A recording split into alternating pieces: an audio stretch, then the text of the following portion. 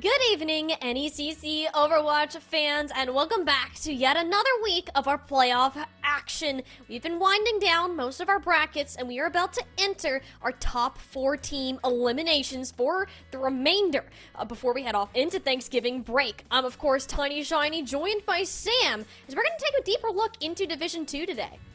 Yeah, a lot of our Division 1 squad is off doing wonderful things in the world. So a lot of those games are busy, and we'll catch them in the grand finals week. But this is a great chance for us to look at T2. A lot of those teams who are, teetering the line of being names, colleges that maybe for other reasons or are really growing in a lot of these programs. And this first game tonight in particular, I think is one of those ones that you kind of need to watch out for if you are in that D1 section.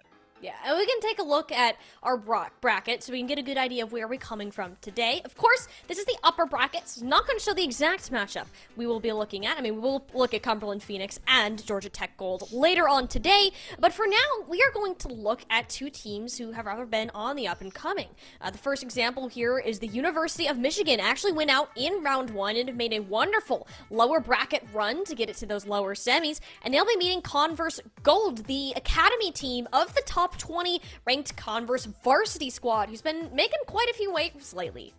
Yeah, Converse as a whole university has been building up a deeper program. It's one of those cases where even their varsity program, kind of like ISU, you're expecting them to probably be at the similar level. It's worth noting that University of Michigan did get a forfeit in that first round there. So, they did kind of maybe just kind of walk into this next round. But just because you are coming up against, a Converse Gold Academy squad doesn't mean it's going to be an any easier match. You're technically seated above them, but these Converse Gold squad teams, like just in general, they practice really hard. So this is going to be a great test for University of Michigan to see if they can kind of stand their ground before they possibly come up against, I see the number 1 seed Arcadia down there.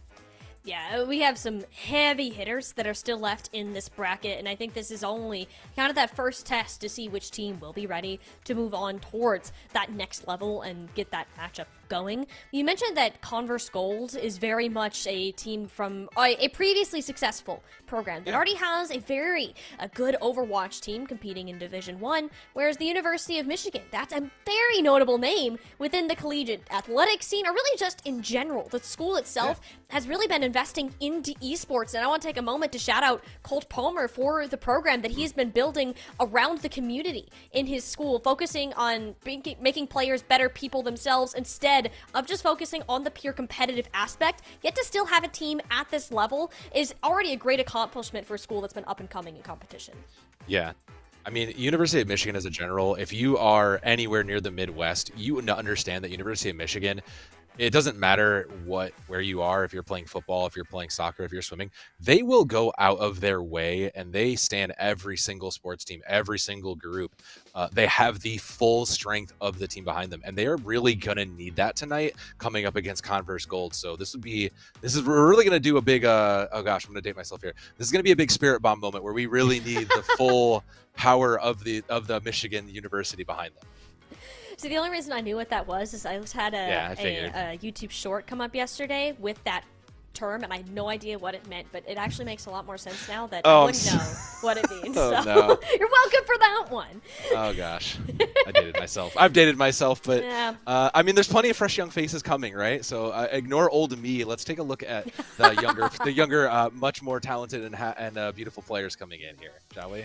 Yep, we're gonna go ahead and take a peek at our rosters of course, and with these teams it's a bit difficult because we haven't seen too much from these teams individually. Converse Gold actually made a pretty decent run within the Overwatch Homecoming Swiss stage, for especially being an academy team. I believe took down one of the Fisher squads somewhere along the way, or at least made it close. So Converse Gold isn't a squad to be underestimated, whereas the University of Michigan, we counted their entire roster, 14 players, Sam, that are eligible for competition. Well, we're also assuming that is, maybe like in, like a sub squad, maybe that is their academy team attacked in. A lot of squads will do that. But I think the one person that we were all, several of us behind the scenes here were kind of like, oh, this player's here is Yamitra, who has had a lot of success in contenders and in higher scenes in other places. So to see them on a place like University of Michigan is really interesting. Like, that's such a huge boon to have someone who understands how to play at these higher levels and knows how to lead and be that kind of shining light that they need. So although Converse Code may not have the like a star player, like a star name that maybe you can attach to them, there are still a strong program. So this is going to be an interesting bit of just kind of this is kind of like a look at like what Michigan could be in the future in a lot of ways. Yeah, and Dimitra is a massive figure to really help kind of guide this team from their past experience. And that's, I even had an interview with them, I would say recently, like back in July, when they were kind of helping coach Green Fortnite, a Calling All Heroes team who ended up coming away with minor 1 back then. And they're very kind of reaching into that realm and was already a big leader on that team. And you can only imagine that it's carried over to this University of Michigan squad. We'll see how that is actually played out on the battlefield, though, because those two can be very different things so far. Map pick number 1 has been put in, I believe. And yep, there we are. Nepal will be our control selection. The Wolverines of Michigan did ban Samoa out. It's too warm for the cold Wolverines there, and that makes sense. But Nepal is one of those maps that I feel like does kind of give you a lot of variety amongst what you want to play. We do have an understanding of, hey, we're playing Maga, we play Reaper now. There's a Genji sometimes or another medium range hit scan depending on what you want to do. But I do think that Nepal really does kind of force a lot of the hands of a lot of those comps. When you go to Shrine, when you go to a couple of different submaps, you don't have a lot of range where you can get away with an Ashe. You might have to be really more dependent on something like a Cassidy. So we're going to really see a lot of the flexibility out of this DPS on this first map. Well, you say flexibility, but let's be honest with ourselves, Sam. Yeah. We're smack dab in the middle of a Mauga meta. And typically, that means we're going to see a Reaper, usually an Echo or Genji, depending on the map, and our good old-fashioned Brig Juno. Haven't gotten much flexibility. Converse Gold seems to be going down that path for now. I mean, if this is what University of Michigan want to give us, I'm not going to complain. Hey, I said the DPS have flexibility. I didn't say everybody else has flexibility. They can play for Overwatch. We do not. I don't hate this line out of Michigan, though. Like, I do kind of think that Juno still is very, very strong and probably is still a bit of a must pick. But I do think that if University of Michigan can make this Junker Queen work, like this is a hyper rush comp, I do think it stands a lot of potential to kind of close the gap on this slower Converse Gold comp. They just need to make sure they don't aggress onto the tank and front line, immediately. They need to work around to the other angles to really find value. But it's gonna be so hard. I mean, Nova's essentially a brick wall, and they can just charge into backline at any point. Like, look at how quick Converse Gold worked. Nervy Titan, who is supposed to be the flyer here, is already down, and Dimitra has to try to help the rest of the team run away. It's so hard, though, when Nova is quick to act. University of Michigan hesitated for just a second. That's where Nova can get in. Yeah, and that's what this comp does realistically. It waits, it kind of pokes you out, it kind of tries to get any resources it can out, and then it closes the gap between the teleport, between the stomp, and between anybody else who can really move in, while just keeping the Juno safe. So University of Michigan, they're really going to have to use the speed to try to basically just disengage and try to kite out those abilities if they want to get success from this. They already used commanding shout here. It's a good sign for Mitra, who gets into the backline. There you go. You got chance, but you got to fight down a DPS player. You don't have the damage to follow through, and Nova is a force to be reckoned with. Eventually, Toby will help chunk them down, and Converse Gold just do so much better when they're missing a player compared to the University of Michigan's composition. The difficult part is that you really don't have a ton of sustain on this Michigan comp. It's very quick, and it can burst down opponents, but, I mean, you don't really burst down Mauga. You don't really burst down Reaper. They have so much health steal and life gain to survive a lot of this, so you really got to make sure your focus is on the target for University of Michigan. They're coming into their ultimates now, but I see there is an orbital array up, and that is probably going to be the deciding factor for this fight. You can tell, look where Nova's standing, that they really want to try to invest into this fight. University of Michigan going to play it slow, go for the long rotate, but Converse Gold have no problem with this. They're willing to give up the high ground, or in fact, Nova can go in knowing there'll be all the ult combo in the world occasionally. I don't believe that actually caught on to anybody at all. Dimitra got caught out on the flank, though, so University of Michigan, they no longer have the speed, and what about one fight to get this going, unless Converse Gold engage again? Yeah, it'll be, I say, they just kind of need to get out of dodge here and reset this. They'll have pretty much every ult on the line. It might even cost Dimitra their life to get to this at this point, but I mean, you got to make something happen. It's probably going to force the sound barrier out early, so a very costly entrance just even getting into this fight here. I mean, University of Michigan are going to be uphill. Oh, but they already got all of the players out of the way except Nova, and there's just enough health to keep the tank alive. The touch should come through. Yeah, overtime is guaranteed, but University of Michigan have used everything. Only the duplicate is on the board. There's 2 tanks for this team to work with, and you're already split up. Nova has to be burned down now. Toby 1 made sure that happened. The cage fight should help University of Michigan clean up all of those pesky Conference Gold players and at least make some sort of mark, but my goodness, was that costly. Yeah, that was 4 out of 5. Atraxia does have their blade, but it's going to be a dry blade, nothing really with it, so it's going to have to find value onto the Brig is probably the best target. Converse Gold does move quickly here. They're used to just kind of setting in and finding an isolated target before Michigan can respond. I mean, that's going to work in their favor. Michigan just seems to be caught off guard whenever Converse Gold initiate just like this. You don't have a way. You just have to try to cut away from the Malga, but look how low Doppelganger got. Already used all of their speed cooldowns. It's all this up to this trade game, and Altraxia's blade that cuts down 1, but University of Michigan are fighting a 2v3 battle. Wonderful set of sticky bombs out of INVU. It sends Toby 1 running with very little health remaining. No secondary touch from the University of Michigan, and Converse Gold will claim Sanctum. Look, I love my macro, Tiny. I think you know that well as anybody else here, but like this just feels like we lost on a macro level. Realistically, unfortunately, it just feels like this Junker Queen Hyper Rush comp just didn't quite really have it. Like Converse Gold is playing, you know, they're playing the cage fight. They win in longer fights. They have way more sustain than you do. And for University of Michigan to unfortunately just kind of not use the one thing that really gave them an advantage with all those speed sources, kind of just feels like we just lost from our choices. I think it can work though. I think University of Michigan are onto something, but it just feels like we're not executing it the way we want to do. And given that it's just much easier to execute what Converse Gold is doing, they're gonna find this behind. They're gonna match the Brig Juno, which I just straight up like better. I like that with the Junker Queen too. I think your choice of tank is gonna be a little bit of an impact here. I still prefer the Mauga, but I'll take this. I mean, University of Michigan, as much as I hate to say it, they're making their lives harder by not going Malga. Yeah, you have to try to use this speed. You gotta use 1 to engage and 1 to try to kite away. Otherwise, this is just what's gonna happen. You do not have the sustain. You don't have the same amount of damage output that Converse Gold does. You let Nova just act like a pin cushion for a little bit, make University of Michigan use their cooldowns, and then they'll come in to clean up.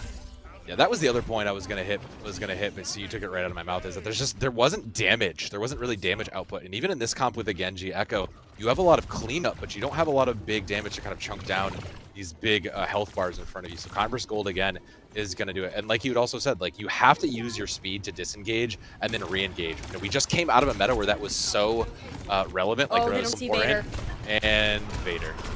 Oh, but they cut off Yamitra. Someone's got to get back to help. Okay, never mind. They're fine. Just bop Vader on the nose. And you know what? No concerns. The Brig is alive. NVU does get pretty low. The Atlanta working a bit of overtime here to keep players alive. It's kind of on point where we see that trade. Losing Doppelganger will hurt longer for University of Michigan if they can't clean up quickly. How low chances? It does seem that University of Michigan was able to use their speed cooldowns correctly here and completely ignore Nova. There we go. Yeah, and I love this because you just need to ignore the Mauga. Like and this is a case where if you just run past the Mauga, he really can't do much and just take your speed to counter engage past him. He doesn't have mobility once you get that stomp out. So I do think that it's kind of taken a sub map to warm up, but University of Michigan are getting it. They have rally, they'll have their laser, they'll have several online. So it's the later fight would win them here. Yeah, but you got it. Usually this overlay is just a win button for this team. I mean, trade 1 for 1. Not having a support isn't ideal. University of Michigan, they just don't necessarily have the tools to clean it up. And Nova's even willing to commit the cage fight into this as well, ensuring that the capture comes through quickly. I mean, it was right to stall at the point. I mean, cage fight without any other really pair, you would have rather put the cage fight into the laser anyways, but c'est la vie. University of Michigan was a bit costly for them. You threw 2 into that. You do have your own Rampage and your own laser. I mean, you kind of want to layer them on top of each other, but it's going to be very hard to kind of line that up. So you have 2 very powerful ults for the University of Michigan, and you only have Rally to get past. So realistically, University of Michigan, if they just get this rally out of chance, they stand a really good chance to win here. Oh, but not if Nova just squishes the entire team flat into pancakes. All right, well, that's over before it even starts. And you used your best ultimate there, too. Oh. That's not ideal for the University of Michigan. You're getting your tank staggered out. Oh, Converse Gold, this is brutal. Oh boy, a good thought, but unfortunately for University of Michigan, it just kind of seemed like, unfortunately not right. Atraxia is going to go over to the Reaper last minute, try to put a little bit of pressure on, and it's going to be a touch, but someone's going to give their life for it.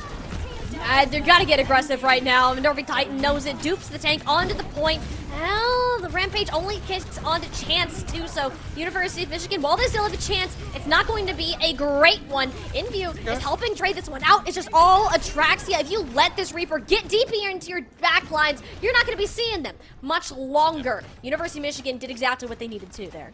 Yeah, remember how we were talking about that you really don't have a burst damage, you don't have a good damage output? That Reaper is exactly what it does there. It's not just a easy hero to kind of cheese the front line out. It really just does that much damage and is really a linchpin to this comp. Now we're closer to what I would still prefer, but Atraxia did manage to build most of a Death Blossom in that one fight alone. It's probably University of Michigan's best chance to win this. They have to kite. They have to use their speed to kite away from this laser. If they get caught in this laser, it is game over. Converse Gold, they know that they have all the control to push the tempo. University of Michigan just need to run away and come back. Atraxia, the only one who's in dangerous position health bar-wise. It was great until the hiding spot was found out. Converse Gold weren't letting University of Michigan just sit behind one measly corner. They'll happily meet them at that point and claim Nepal as their own. I mean, Converse Gold just kind of set the pace of the game, and they kind of just decided where we wanted to play Overwatch and how we wanted to play it, and it really just kind of shows you why this is a kind of a non-negotiable comp in a lot of ways, particularly the Mauga at the head. You know, say what you will about Mauga, and then remember that he is one of the best sustained tanks in the game right now, has a lot of damage, and then sets for a lot of great setups like this, has some CC attached. Even if you don't like it, it's hard to admit that he's not the perfect tank for this comp, and Converse Gold are just kind of running the comp exactly as it needs to be played. Michigan's trying to make their own way in this world, and you can only get so far into this. And considering we are coming down to a lose point for either of these teams, University of Michigan are going to have to just find something else, because I don't think you can run this Junker Queen down, you know, all the way into the deeper runs of this bracket.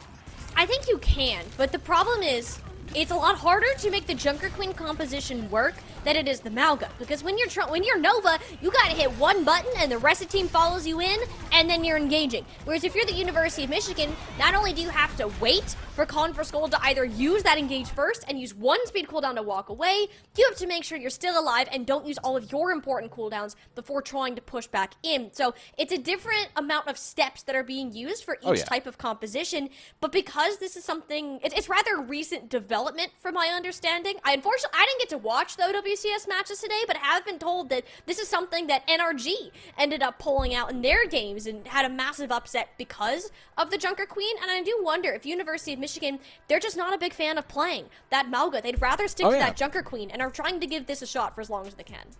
I don't even hate that. If you just don't like or Mauga isn't in your pool, that's absolutely fine. I think that's one of the things that makes this game so great, is the ability to kind of work around what works. But the problem is, like you had said, Tiny, it is just a lot easier to get value out of Mauga and Reaper versus a lot of these things, like you had said. So in regards to that, like, take a very good team executing a maybe something that doesn't need the most skill in the world, but at a very high level, versus your comp that requires a high skill at, say, a medium level with a bunch of other, you know, if I had a bunch of charts and graphs off to my side, I'm sure I could explain it better, but it's just, you're not going to get the value out of playing a higher skill comp to a lower effect rate, basically, for Michigan University. Yeah. But the good news is that they will get a map pick. That's a consolation. They do get a map pick. They do get a map pick. So if they want to pick something that's more centric to the Junker Queen, I'd say good luck, because it will be either an escort or a hybrid map. That's more of a flashpoint or a push sort of angle. So for now, they're going to go ahead and see what will fit best in that realm. I don't think it's out of the question for University of Michigan. They made a lot of good changes throughout that map. My favorite one was putting Atraxia on the Reaper. Half the reason you couldn't move forwards in the first place was because there was a brick wall of Nova and Vader between Mauga and Reaper themselves of damage. You're not going to get anywhere near. Put that up and let that be a threat to that tank for those pushes, and it looked a lot better for the University of Michigan. Unfortunately, they were just so far behind by the time that swap actually happened that we didn't get to see the full outcome of it. What we do know, though, is that Escort has been selected. As for what map will be in the question, we could really shake it up with something like a Circuit Royale, which has been played a ton lately, or perhaps there's a secretly good dime dive that you've been hiding up your sleeve for this moment? Trying to think, if we really do value the Junker Queen here, where would we want to go on Escort? I don't think you can play JQ on Escort, though. Really? You really, there's not a ton of great spots you really can. I'm thinking particularly like Dorado isn't fantastic. You know, Dorado's not fantastic for it. Like most of the better places you'd want that, I think, fall into hybrid. So where are you going with this? Like Circuit Royale actually feels like the closest to a correct pick if we want to keep playing the Junker Queen and we want to try to play this kind of a like hyper rush comp. If we're gonna try something different or maybe even try to match. If we're matching, I don't know that it really matters because it's just going to come down to then, you know, where are we taking the fights itself. But if we're going to try something different, that is different. That is okay. Watchpoint Gibraltar. You know, you called out the dive, and I do actually really like it in that regard because it does force this Mauga comp that is very ground-based, doesn't deal with verticals well. So if your goal is to try to force them into awkward situations and to force errors out from the side of Converse, I actually kind of dig this pick. At least from what we've seen lately with the addition of these map selection rules where you can pick from anything within the group, the Escort map pick is the most important because that is the only type of map that you can actually change what sort of composition can be played. Watchpoint Gibraltar is the biggest example of that because you are playing dive, and if you try anything else, you will be called insane, and you yourselves might go insane because you will quite literally be running your heads into a wall there. So this does say that University of Michigan, they don't want to fight head-to-head with that Mauga again. Want to try to get some momentum in their favor with a more well-practiced dive comp. I think my concern going into this, though, is that it's still very easy for Converse Gold to kind of sit on this Mauga Reaper comp and just play defensively and just eat up a dive comp. No chance. Not a chance. I do think that's a possibility. Do I think they're going to match the dive? 1,000%. So I do think that is a possibility. I don't think it's going to happen, but I think it's a possibility. So the question now is then, does University of Michigan, what kind of dive are they going to play? Winston's still very, very strong, and Ana got a great buff out of that. So you know you could still see something like an Ana Juno does kind of get a little value here, or if you want to forego the Juno entirely, Ana Briggs still gets a lot of play. This is one of those niche comps you need to be able to know. And yeah, University of Michigan are going to opt into the Ana Brig. Like, checks out 100%. Converse is going to play the slightly more defensive diva, and I do think I like that a little bit more. Like, this just feels like it lines up kind of what we'd expect out of this. Vader holding onto the Widow. I mean, Widow is still very strong, and there's still a lot of pick potential, especially when you kind of can maybe guess there's an Echo in the sky. So I do really like that Converse Gold has a good read on what's going to happen. The question is what does the execution from University of Michigan kind of look like? We saw them try and again, another high skill comp in that Junker Queen comp, and dive is no different. It's a very similar vein, so we just have to see that their execution matches the difficulty here. Hey, we know Yumitra is a very talented Brig player, so there shouldn't be many concerns in that front. How the Winston is played alongside this Echo and Tracer, and especially Doppelganger on the Ana. We always understate the importance and rather kind of overall power that Ana has in these types of comps with the Bionates, the sleeps. Like, that can make or break your entire points here. Atlanta, I mean, look at that. Great nade on Doppelganger. Doesn't stand a chance to stay alive. I believe that was actually a sleep dart that came out and a following whip shot out of Yumitra to make sure that they stayed alive. All of the anti-dive cooldowns are gone. The tank got completely outmatched on the front line too because the supports were distracted. The University of Michigan are doing what they need to do on Gibraltar specifically, which is just keep forcing this payload. Yeah, and they're getting nade! on. Oh, what a nade. As I say, and that's the thing, is it's going to be a game of protect the queen here and make sure your Anas stay up. A great pick from Nova just to keep the rest of the space. They'll have to back up for now. But I do think that, like you said, with Doppelganger just leading a little bit more and hitting a lot more value out of their micro abilities, I think it's just in a better spot. Tobywan's going to pressure out, but Vader still finding a lot of pressure. That's the other target you need to make sure, and Vader is gone. Wonderful. Doppelganger has been the result of all 3 eliminations so far from the University of Michigan. Yeah, you're a little bit bruised just because Nova hasn't exactly gone down yet, but and you got that sleep on the front line there. Altraxia wins the Tracer 1v1. University of Michigan looks so confident with specifically having this on a Brig in play. It just feels like Converse Gold is not really focusing out, because you kind of saw it very briefly there from the Doppelganger perspective. Just literally kind of going uncontested, able to kind of just just keep everybody top, be able to play in a distance. Oh, and just no. look at that. And just be able to set up their tank Toby Wan for success. Like, that is perfect. They're winning these fights without investing barely anything. A great sleep that knocks Toby Wan out, but hey, he'll be back in a minute. Cover. Look at that nade again! I think that one actually came out of Nervy Titan off of the duplicate echo, but University of Michigan are painting the town purple, but not the favorite purple that Converse Gold likes to have for themselves. They'll have 4 ults here to recontest for this final point, and you gotta do something to stop the University of Michigan's momentum, and it's not gonna be very easy. Toby Wan is again blocking off these support. There's no healing to come through on the front line. Nova's gonna get burned out of mech, should be able to have the self-destruct to get back in it, but that's going to be without your Sombra. The nano boost from Arlanta is yet to hit too.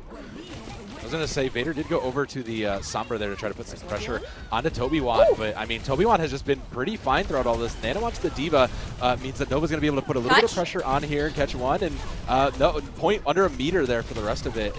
I mean, it's a great hold from the side of Nova, but now the walls are closing in. The rest of Michigan is there to clean this up. Nervy gets one, and I mean, that's kind of that's all she wrote here. Yeah, two's done. Once Arlanta's down, Converse Gold, you don't stand a chance. University of Michigan putting on a clinic with this type of dive composition. Doppelganger, of course, helping lead the way alongside Toby Wan here. Nearly 5 minutes, Sam, to head into this third point. I mean, that was just one overextended fight, Tiny. Like, that was just constant chaos on the back of Toby Wan, but just enabled, as you said, by Doppelganger, who's just gone uncontested in the back. And that's what Vader is trying to do, is trying to work their way into the back line. This EMP's up, but it's probably going to end up going to Toby Wan. Once they clear the Winston out of the way, it should be able to kind of collapse around that, the 5v4, but if they don't get this Winston out of the way, the rest of the team is just going to fall. No, you don't really have a choice. I mean, that's a good pick out of NVU. It's fine. Make sure there's no dive foul up. All right, there we go. Converse, they got themselves back on their feet here, which you kind of need to at this certain point in time. Oh, that's unfortunate. Sleepy Tracer on the payload. We're all just EP tracers in reality. But yeah, no, I mean, this is exactly what they kind of wanted to do. Vader looked a little lost there for a minute, just kind of taking in the whole thing. But Toby Wan ended up on that dive alone. There was no real support. Doppelganger finally got pressured. And that just kind of was the end of it now. But with a nano and a duplicate on board, I mean, they just have to survive the EMP. And University of Michigan can win this out. But Toby Wan's not. You had the EMP. Toby Wan was a sitting duck. There was a Bionade thrown on top of that, too. Converse Gold, 2 fights of crispy clean execution. You're going to need a lot more of those to get the time bank down, but it's already off to a good start. The problem I see, though, Tiny, is that was kind of the main tool you have. Like, you're going to nano your Brig or your Diva here for Converse Gold, and you're going to have to use it to bully Toby Wan, which means that your Nova kind of has to then try to get onto Doppelganger alone. I don't see it working. No, it's very hard to do. You kind of just got to let the team engage first. Like, let the Winston jump on your backline so that Nova can kind of hyper-aggress towards the rest of these players. With the Bionade already out on Toby Wan, he's trying to hide inside of their bubble and actually managed to stay alive thanks to the work of Doppelganger and Yimitra. But it's when that nano boost comes out, that'll be more the nail in the coffin. No way to withstand that damage after all your resources have been expended. Yeah, the counter dive has been very, very strong for Converse Gold, and that was kind of what was holding them back before, is they weren't really able to finally get onto Doppelganger. Now that Doppelganger has been fully reined in, it seems like Converse Gold has gotten it all under the load. They've burned half the time off. We're at 240 now, and it's just a duplicate for University of Michigan paired with this Primal Rage. Like, there's a lot of decent tools for University of Michigan, but they have to get past a rally, and that defensible is just going to be so strong. They're going to actually go on engage on the high ground. I like this actually a lot. It guarantees support for the height, and it can make sure that Toby Wan can go in. It's another sleep dart, though. Arlanta has been making sure Toby Wan is not allowed to play the video game. They'll end up having to pop a Primal Rage just to stay alive here, but you're already down your Echo player. Vader can easily translocate out of the range of those punches. And University of Michigan used 2 ultimates and came up with a whole lot of nothing so far. Toby Wan wants to try to keep this going with a nano boost, but a wonderful boop from Yimitra. The nade did hit too. Doppelganger did everything right, but I don't know if you can carry this too much more forwards. The rallying Brig doesn't have that same amount of support. Barely gets Toby Wan 40 HP that Chance had here. Will keep them alive. EMP for good measure. Not sure if he needed that one, though.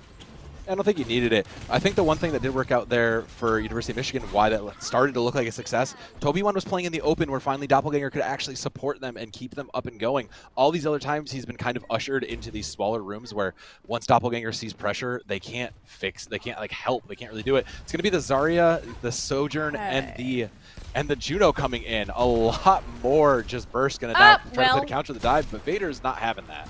No, the second you swap off the dive, Vader's like, all right, great, I'm going back on Widow. The Summer wasn't doing a whole lot other than the EMPs, more just like an action of deterrence. Vader's real strength comes from their hit scan abilities. And the University of Michigan, you're not going to do much about that, given the Zarya. I mean, Ultraxia immediately going to Widow, Take the duel.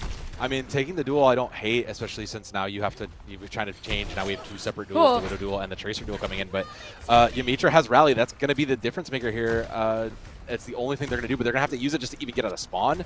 This does not bode well for the last push. Nova dove so deep into the team that Yamitra had to use the Rally early, and it ended up paying off because they couldn't actually confirm an elimination. It made sure that Nervy Titan took advantage of no support being in the sightlines for the D.Va and the Tracer. Nova now giving a nano boost too, see if they can get some sightlines at anyone, but it's just a Tracer who can easily run outside of their range. Toby1 was out of this payload as well, and it can burn through this D.Va mech pretty quickly. Someone's got to come up with elimination. The Pulse Bomb didn't quite get there in the first place. The Tracer's out of commission until the health bar turns back up too. It'll be self-destruct likely soon, but Nova can't even use it aggressively. You kind of have to just wait for the remake when your backs are up against the wall. One elim from Electria, and make that a second now. Ultraxia is busting this door wide open for Conference Gold. Eventually we get the self-destruct, but all the team is already down. University of Michigan will get a cap in overtime.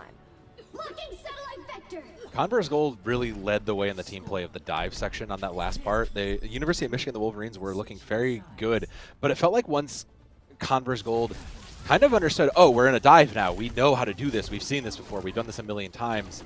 We're not constantly being pressured in our pain points. Okay, we've got this. The University of Michigan just realizing, look, we can. They may not know how to handle this Zarya. We've already thrown one weird comp at them. Let's throw what else we're comfortable at, and those swaps came through. It was the right pieces to counter it. Like all of these macro decisions of just hero selects really made sense, but it came down to University of Michigan in the end, just kind of getting the team together and deciding we're going to fight as a team. Once you can finally get that 5v4 set up for them, opened up by Atraxia, it all just came together. You could finally see the target focus really work its way together. I mean, I don't even know if I'd go that far. It's simple as Ultraxia just clicked heads. Like, that's the only reason University of Michigan got past that point, genuinely. Conference Gold got themselves together completely. They made the right hero spot-ups and played that positioning very, very well. Nova did an excellent job of making sure that Toby1 never got a free dive. We saw a major step up from Arlanta, kind of denying the effects of that Winston altogether. And you just defended 5 minutes on a point, too, against the University of Michigan, who snowballed their way through this objective. We'll see what this looks now that the roles are flipped and how University of Michigan can react to a Converse who's been on it so far. They've been on it, but it took them a little while to get to it. It's going to be similar for what they're looking for. But University of Michigan, I mean, Toby1, like you said, has been under a lot of pressure. But again, if they can just keep in the sightlines of Doppelganger, they've looked very strong. Just needs to make sure they get supported. They know that Toby1 is eating all of these micro abilities. And, you know, once you clear out those abilities, the Winston on a team can just run through it. It's pretty easy once the Vile Nade's out. It's kind of your main concern. And the Sleep Dart's a bit early. And, like, here's the thing with the nades. If they hit, great, but they gotta be when your tank is ready to go in, or whatever your dive tank is. So, and in this situation, Chance was not ready. Vader at least gets one head for their troubles, which could pay off in the long run. Converse Gold will have better spawns. The problem is Nova's out of mech right now. Yeah, that's going to be a bit of a problem. They'll get the reset back to it, but it will give University of Michigan a chance to kind of recoup this spot. And playing off the high ground does give them the advantage as well. They'll hold that same line now. Vader is going to go over to the Sombra, again, just to try to put some pressure onto Toby1. They know how to play the frontline pressure from playing the Maga Reaper comp, so they're going to try to do it a little bit there, again, in that regard. Try to pull some attention so the rest of the team can get value. Back towards that Sombra. Kind of in view, pulsing on this payload. Stacked health pack will be very helpful for those Tracer 1v1s. I'm not sure what Nervy Titan was thinking, driving straight into Vader's face, but they're certainly happy with that result. Both DPS now disposed of. Weren't quite expecting the positioning of this little hacker. Converse Gold now primed to kind of clean up the rest of the team, and it should deny University of Michigan a whole another touch entirely. Yeah, there's not a touch here.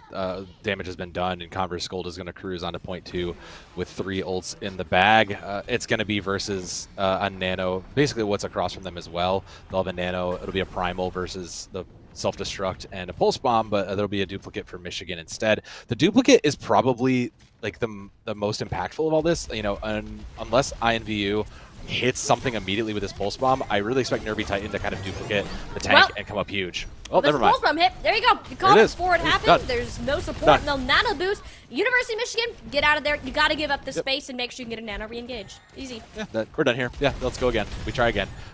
Same win condition, though, so thankfully, and you kind of got the Pulse Bomb out, so now you should be able to overwhelm with your ults. You just kind of have a lot more raw power, and there's the duplicate even to kick it off. That's a huge nade, though, and the Converse Gold, if that wasn't hit onto Nova, we might be seeing a much different situation. Sleep Dart again onto Toby1. He's just simply not been able to play the game, thanks to these support players and Chance and Arlanta. Another Bionade is a hit, at least with the Primal Rage this time, but at what cost? You don't exactly have Nervy Titan. Eventually, there's the Primal Rage. The Pulse Bomb went a bit wide, but the rest of the team is out of the action. Converse Gold just kind of let the supports deal with the tank and dove after the rest of the squishy players, making sure there was never enough damage to hurt the supports of their team.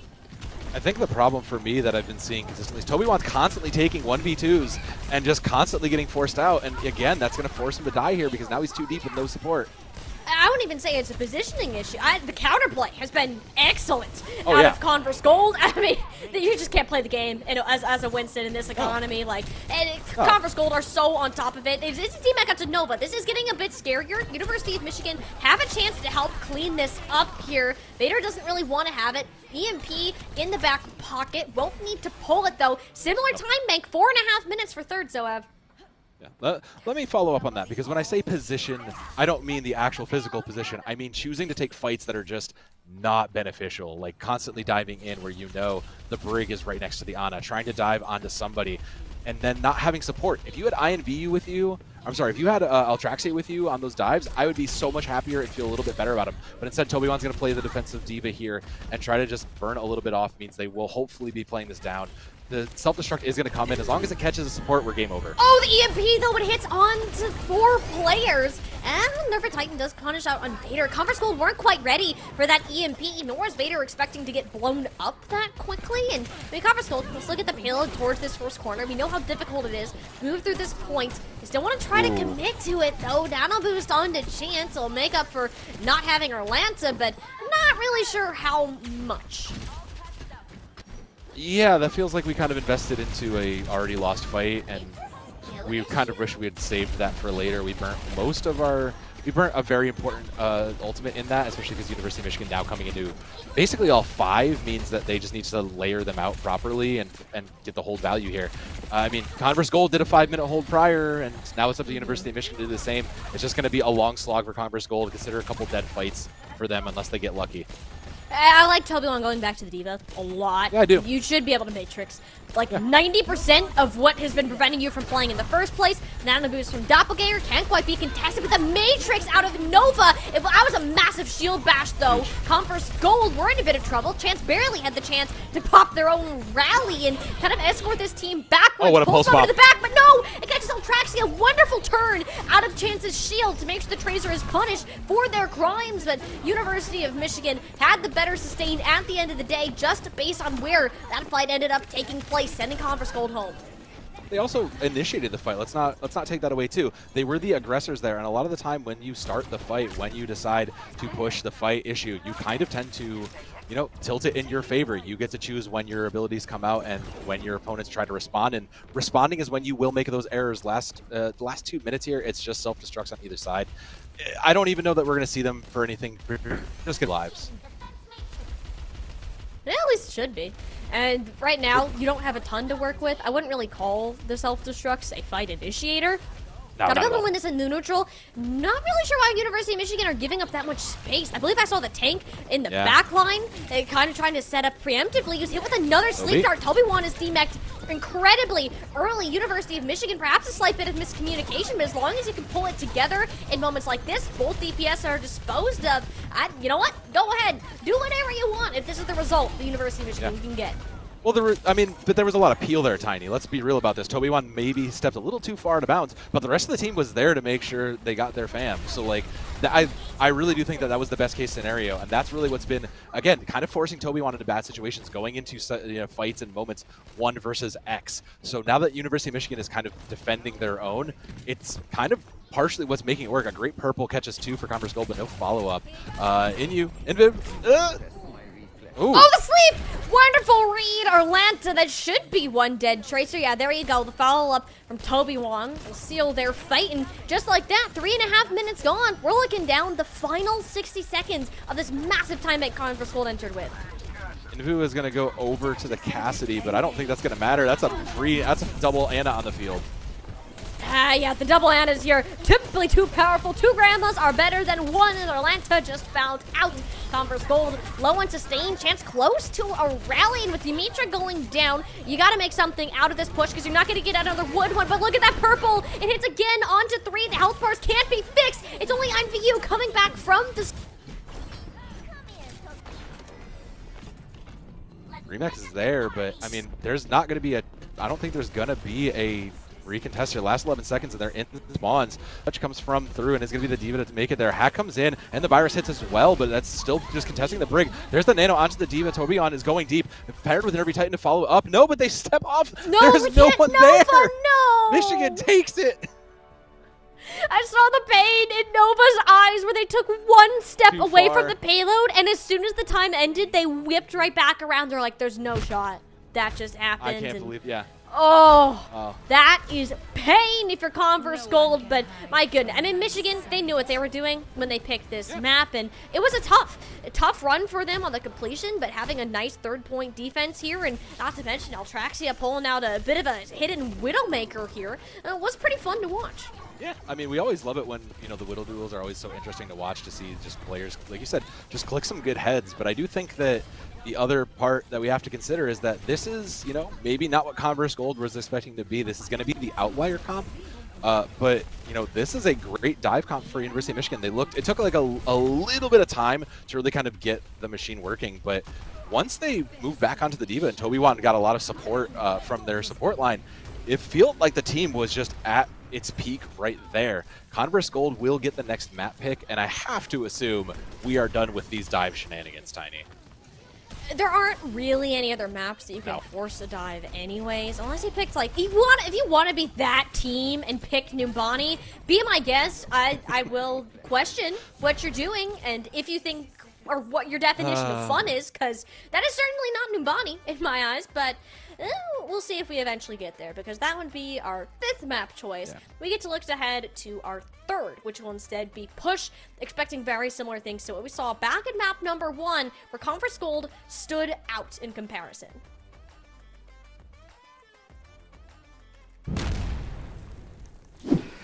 What do you make of this up here? Just showed up in the yard a couple days ago. Has a dog been digging in here? I don't think so, dude. That goes way down in there. Seriously, did you just lose your meat stick? Yeah.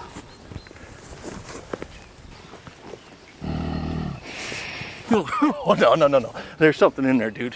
Just leave it. Are you kidding me? We'll just head to the house. Just leave it. Hell with that. Oh! Yeah. There's something in there.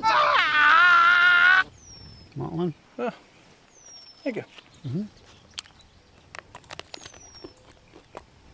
It was worth it.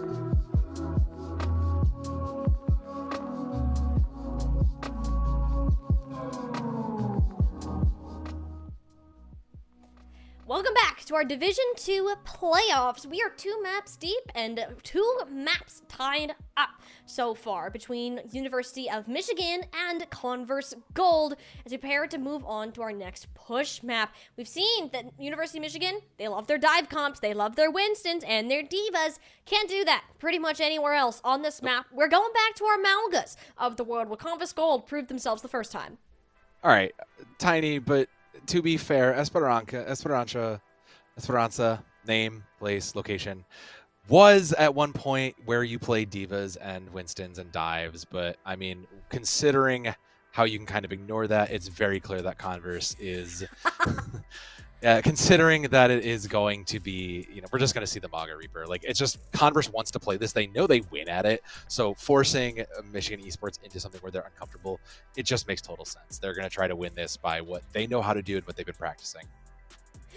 And in the words of the University of Michigan support player, Doppelganger, it's not dive shenanigans, it's Mauga nonsense, and I don't blame them. That is a fair statement, honestly, considering just how it feels to play with and against that hero. I mean, look, it's say what you will about Mauga. And then, again, remember that he has one of the best sustains in the game right now. Mm-hmm. And we're not here to play what's fun, Tiny. If we were here to play fun, we'd be in quick play. We're here to win. And that's what Converse Gold is going to do. Because it is lose and go home, remember, for both of these teams. So we're going to play what is going to win us. And for Converse Gold, we are going to drag out Old Reliable. And University of Michigan, look, I actually don't hate this. You do run the dive here. My concern is you're going to get eaten alive. Toby Wan had a lot of problems getting into, solo dive nonsense before, and this is only going to be multiplied if he's diving head on into a Mauga and a Reaper. I mean, I feel like Nervy Titan playing the Reaper. I feel like that is a must against this type of composition. Is it going to act as a Nova repellent entirely? I don't think so, but at least... I also do think the Ana Kiri backline is very interesting. I don't hate it because Doppelganger does have now at least some abilities. Oh, never mind. Nervy Titan just fell over. So that tells us, I think, a pretty good idea of how this is going to go. I do think the backline is interesting enough where Dimitra can get out and still now also put out damage and try to help with the Mauga control. But I do think that Doppelganger has to really make sure they continue to hit these cooldowns. That is their only self-defense from just getting stomped to death. That's kind of the thing. University of Michigan, ideally, you want to go second in this comp, make Converse Gold use them all their important buttons. However, they haven't been able to do that without losing a player first and can't really get the re-engage that they want. So right now, by forcing that cardiac overdrive early, Converse Gold don't have nearly as much sustain for Nova, but your team took so much damage along the way that you aren't exactly prepared for a second retake. You're once again playing this very difficult tempo game that Converse Gold aren't giving you much room or really opportunities to work with on this defensive front. Nova can kind of just send it. Just send it, they'll just send it through, but Vader is going to be the one that cleans up the majority of it, force the rest of you Michigan out for the time being, and that's what's going to happen when you kind of have to play these positionals. Doppelganger will eventually burn themselves out, and I mean, that's the strength of this comp. Just put the pressure on now that they'll go in and get this first checkpoint within their sights. Yeah, and this is Converse Gold kind of snowballing their way through.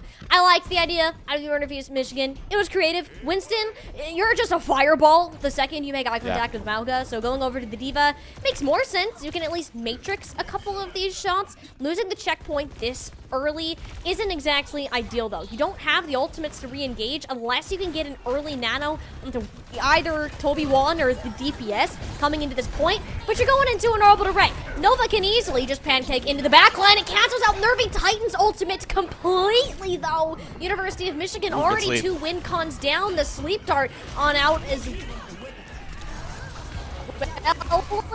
only prevents the inevitable. Ultraxia has to pull out. Again, University of Michigan's ultimate bank, and it has gotten a whole lot of nowhere. Changes need to happen now because Converse Gold are fully in the driver's seat.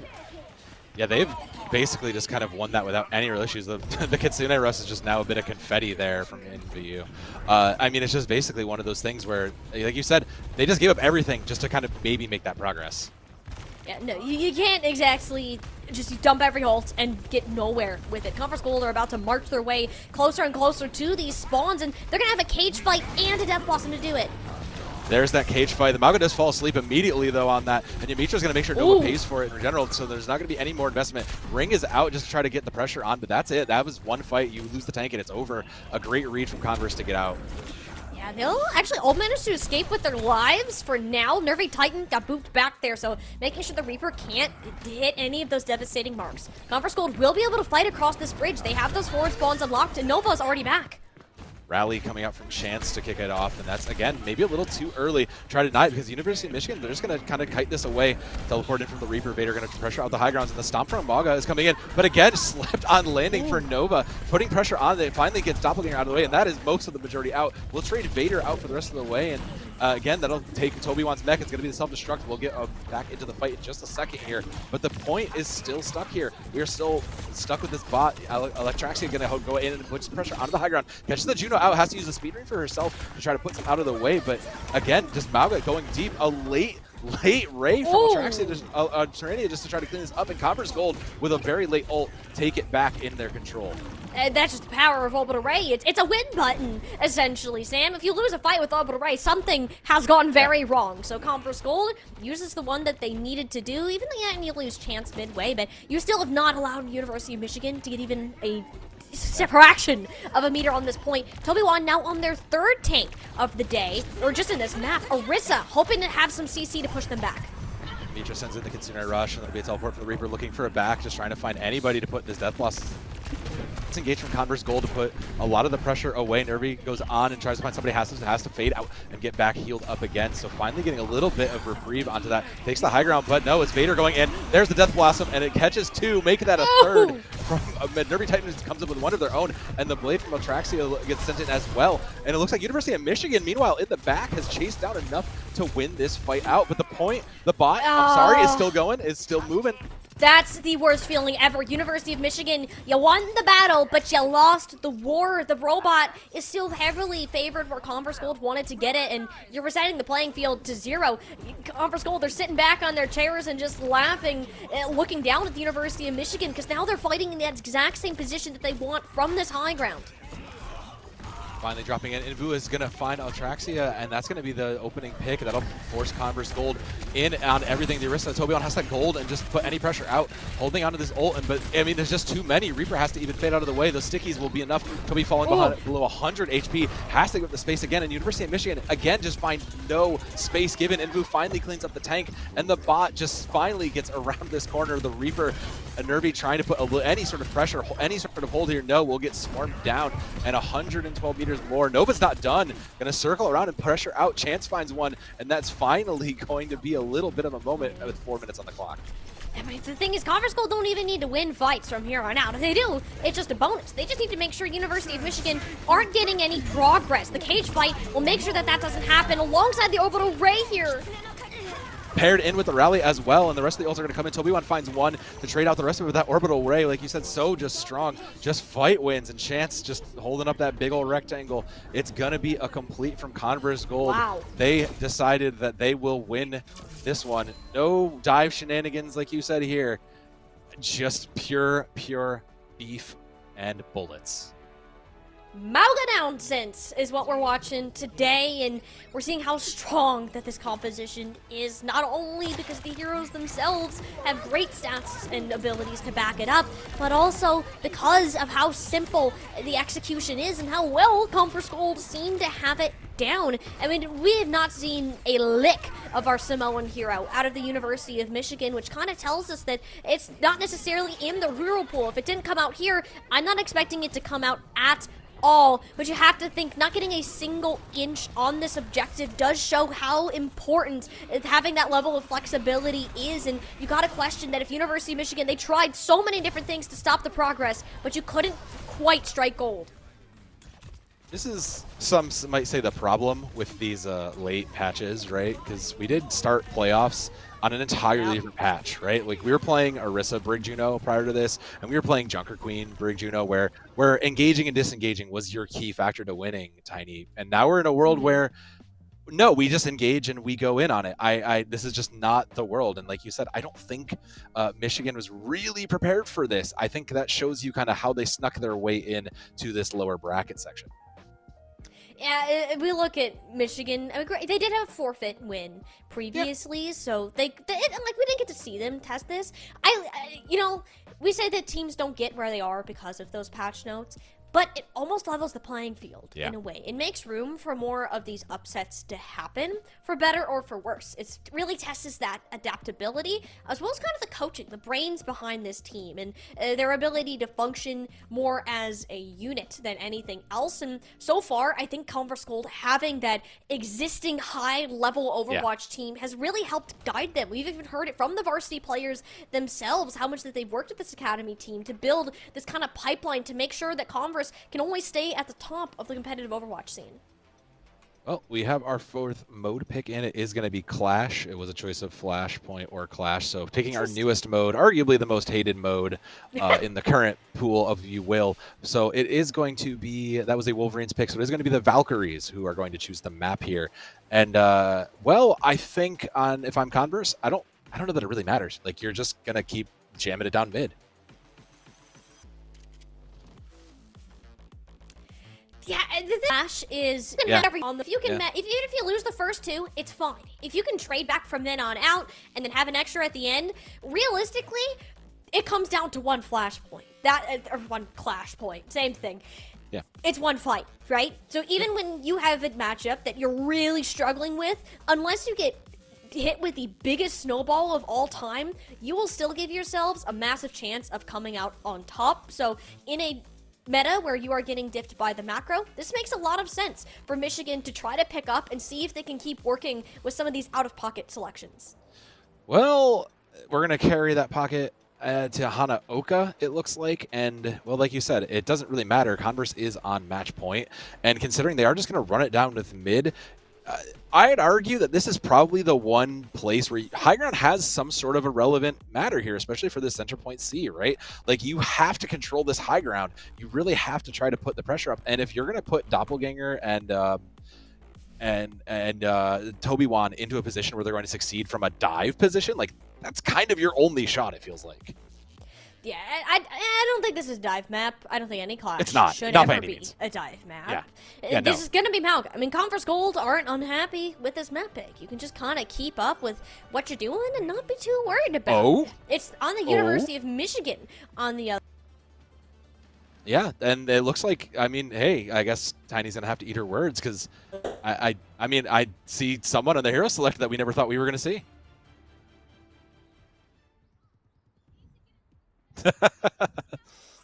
Oh. Michigan. All right, they're going to bring in the Sombra as well versus the Echo. So we're finally going to get to see a little bit of that ground duel.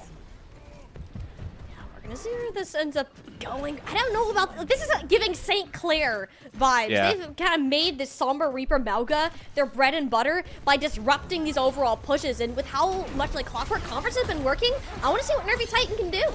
She'll stomp in from the side of Michigan, puts the pressure down, but Converse just kind of kited away for now. Nervy Titan just putting the pressure in, catches, you know, again, so much range. Catches a hack in, paired with the stomp is a great pick. Cardiac is sent in as well just to keep Toby Wan pushing, and then Sticky's in.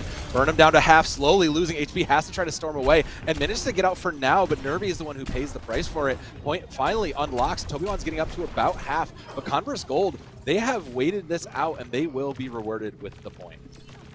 Yeah, great showcase of patience there. Converse Gold, they know how to play both into Amalga and not into one. Toby Wan, I think that University of Michigan had the right idea by taking the space and the initiative, but the problem is you've got to get Nervy Titan in a position fast, because you will lose this poke game if INVU, it just has sightlines for way too long, and that's what we saw happen on point C. I'll have to see how that changes, because point D, you have the high ground from more of a defensive position. Michigan just holding down this point. Toby Wan is going to miss. Charge comes in from Nova, immediately hacked. Invu is going to go ahead and get the duplicate in and stop with their own, but the Ray from Doppelganger is there to back it up. Invu immediately loses that duplicate immediately, and Altraxia is the one who clean up those first picks. Michigan move forward to try to clean up the rest of this, and again, a bit more patience, punished this time from the side of Converse Gold. University of Michigan will bring us back to C. I would love to see. I unfortunately cannot see that entire fight because Objective D is still unlocking on my screen actively. Well. So, hey, good for University of Michigan from what we saw there. Well, it's too late. Ultimate's coming in and a laser and Nova's cage, but Nova immediately punishes for it. And it's going to be a death blossom. Vader catches 3, making a 4-piece for that. What an incredible turnaround from Converse Gold. Oh my god. University Wi-Fi moment. That was a full ace from Vader there. That's a highlight real clip. One last step from Toby. He's going to come in and drop the cage in the last minute, and he catches one in it. That's going to force Vader out of the way, so the rest of the cage is just now a big shield. Did manage to bring the flip back to 0, and we will get rid of the cage. Rest of there, Derby manages to find the hack for 1. Altraxia sends 1 in and catches Chance out in the backline, now putting the pressure onto the tank, and Michigan again swing this back in their direction. They are going to finally, looks like, lock down point D here. Okay, good news. We figured it out. I saw that one happen. Great job, Altraxia, with that death blossom. University of Michigan, they're proving that they can do it, right? Or like, if you didn't play the Malga so far in the series, got beaten down, it's like they wanted to be fun. They wanted to be honest Overwatch gamers. You can't. Nova's not going to let you get away with it. Toby won. You got to do what you don't want to sometimes. And so far, University of Michigan has been trading out. Ooh, what a great EMP paired in. Does catch Nova out and immediately just deleted from the game. The rest of the squad from the University of Michigan just running down. The charge in from the Malga. Tobywan now just sending in those bullets. Eats the stickies, nothing left to do, and they'll take back to point C. There's going to be time for a recontest. Let's see if they can get back in quickly. It was smart to take that fight early out of the University of Michigan. And now they're going to have to hold on for another. Orbital Ray will be in play, or the Sun will be the knockdown early. Nova doesn't even get a chance. Wow, no, Nova Wonderful. immediately knocked out of the duplicate, but Tobywan is the one who is the aggressor on the end of it all. The rest of the Ray will continue to fade through. And again, the Ray paired in is just enough to do it. I mean, this is shades of zombie comp here for the University of Michigan side. Okay, I'm sorry. Where was this before University of Michigan? Yeah. If we could do really. this the whole time, what were we holding out for? We're waiting for Game 5? Like, what's happening? This is what we need to keep seeing from this team, even if it's not the most enjoyable. You won 2 points in a row. This Orbital Ray might stop them from getting a third. He is going to be open now. University of Michigan looking for anything. EMP is ready, but Arlanta holding on to this Ray, just looking for the right position, try to catch as many as they can. They'll move to the high ground now, and you can see it just waiting for the Malga. He's going to charge in, goes deep to try to get one, but the rest of the team not really following up into it. EMP catches out Nova, who is the only one to put it in. The Ray is late, which means Tobywan will be the one to come out. Arlanta will trade out Atraxia, though, on the other side. The Death Blossom from Vader looking for more, but can't quite find the value. Cage from Tobywan is there, and they'll punish them for the rest of it. And a great read from the University of Michigan to just kind of force Converse into their own cage. University of Michigan are doing exactly. They're just doing everything right. They're playing it passively and waiting for Converse Go to come in. putting every pellet into him too. Yeah. No, every single bullet has gone into it. Converse Gold are just unfortunately getting really punished, and now we're on A, Tiny. I mean, it's 2 ticks away here from a full complete for Michigan, and I don't think this is what Converse expected. No, with how you just actually swept Esperanza, and that rarely ever happens in this high level of competition. So to have University of Michigan now knocking on your doors is quite a shock, and especially with point A, where you don't want to commit many ultimates to begin with, Converse Gold needs to win this with as few tools as possible. There's a stomp in from Tobywan looking for more Altraxia to see a couple targets, holding onto that Death Blossom, looking for a little more. Vader is the first one to find the Sombra and pushing it out, which means the University of Michigan are going to slowly disengage, trying to punish and play back into Vader, but Vader and Chance coming up huge on that Brig, a bit of teamwork to make sure they hold their footing here on point A. It will go to 3-2 with a little bit of cleanup from Invu. Yeah, there we go. This is more of our typical clash, where we see this point trade-off between points A and B or so, and the fact that Converse Gold needed nothing here is even better. We might see them run it all the way back to C. Just having this cage fight alone, Altraxia is the only one that could kind of turn this into a blender should they end up getting caught in it, and that's honestly University of Michigan's best chance to push this forward. Either that, or make Doppelganger send this team early with their own orbital ray. University of Michigan has to push the pace of the game here. They'll stomp in, and it'll be the Ray to follow up immediately to kind of force this in. Converse tries to disengage, but they can't quite step out of the way. A great stun from the rally. Catches multiple, and yet another stun from Tobywan. The cage comes down from Nova, though, paired with Chance's rally. And Atraxia just blends it out. This is not your cage. This is Altraxia's cage here. I love that so much. It doesn't. The cage fight is really just more of a trap for Nova than it is anybody else. And the University of Michigan, they're only going to need one more point. It doesn't seem like Converse Gold will have a decent recontest. I mean, Vader's going to get in there. They're going to try to commit to this. They're going to send their laser in as well, and Infu's going to take the duplicate Mauga onto the field now. Arlanta does find Toby-Wan, so that means the first piece has fallen. The rest of Michigan is going to try to get out of the way. Vader finds a second, and the rest of the, unfortunately, the support line, Doppelganger is the next to fall. And they'll even dib the cage. Yeah, that's a nice little bit of blue just showing there. So Converse Gold, it was a little costly, but they do get point B here. That's wonderful. I wish I knew how they did it, but I don't. It was a costly fight, Tiny. I'll say that. Okay, great. I can do that. Re-engage, and the EMP is well thrown in. Nova gets immediately deleted. The EMP caught 4 there, and that was enough to get out of the way. Nervy Titan is in the backline creating some havoc. Vader trying to find some more magic with this, but has to try to Wraith form just to get healed up and stay alive. Orlando does find Nervy Titan to take some of the pressure off the backline, but Vader can't find a place for this Death Blossom. There's no place to go. Point is over halfway for University of Michigan, and there's going to have to be a contest soon. Finally, Nova is the one to step on. Slam from Toby-Wan will put the pressure on. Cardiac is there, and there's finally Vader's Death Blossom. It catches 2, and that is going to be enough paired with Invu to clean up the University of Michigan squad. B goes the way of Converse. I'm sorry, did you say still point B? Sam, I didn't even get to see that whole fight. The fact that all of that happened on B, that's kind of the thing with Clash. If it's you go too early before these points get unlocked, you leave time for re-engages, and then you can have 3 to 4 fights on a point. It does sound like somebody capped. Converse Gold will walk away with that, and they managed to tie it up. And we're just going to go ahead and wipe the slate clean. Let's play Clash Best of 3. Why not? Yeah, I mean, 2 more is going to be just, if nothing else, it is going to make it a little bit more. But Converse is now leading with several of those ultimates, just making a little bit more headway and damage in there.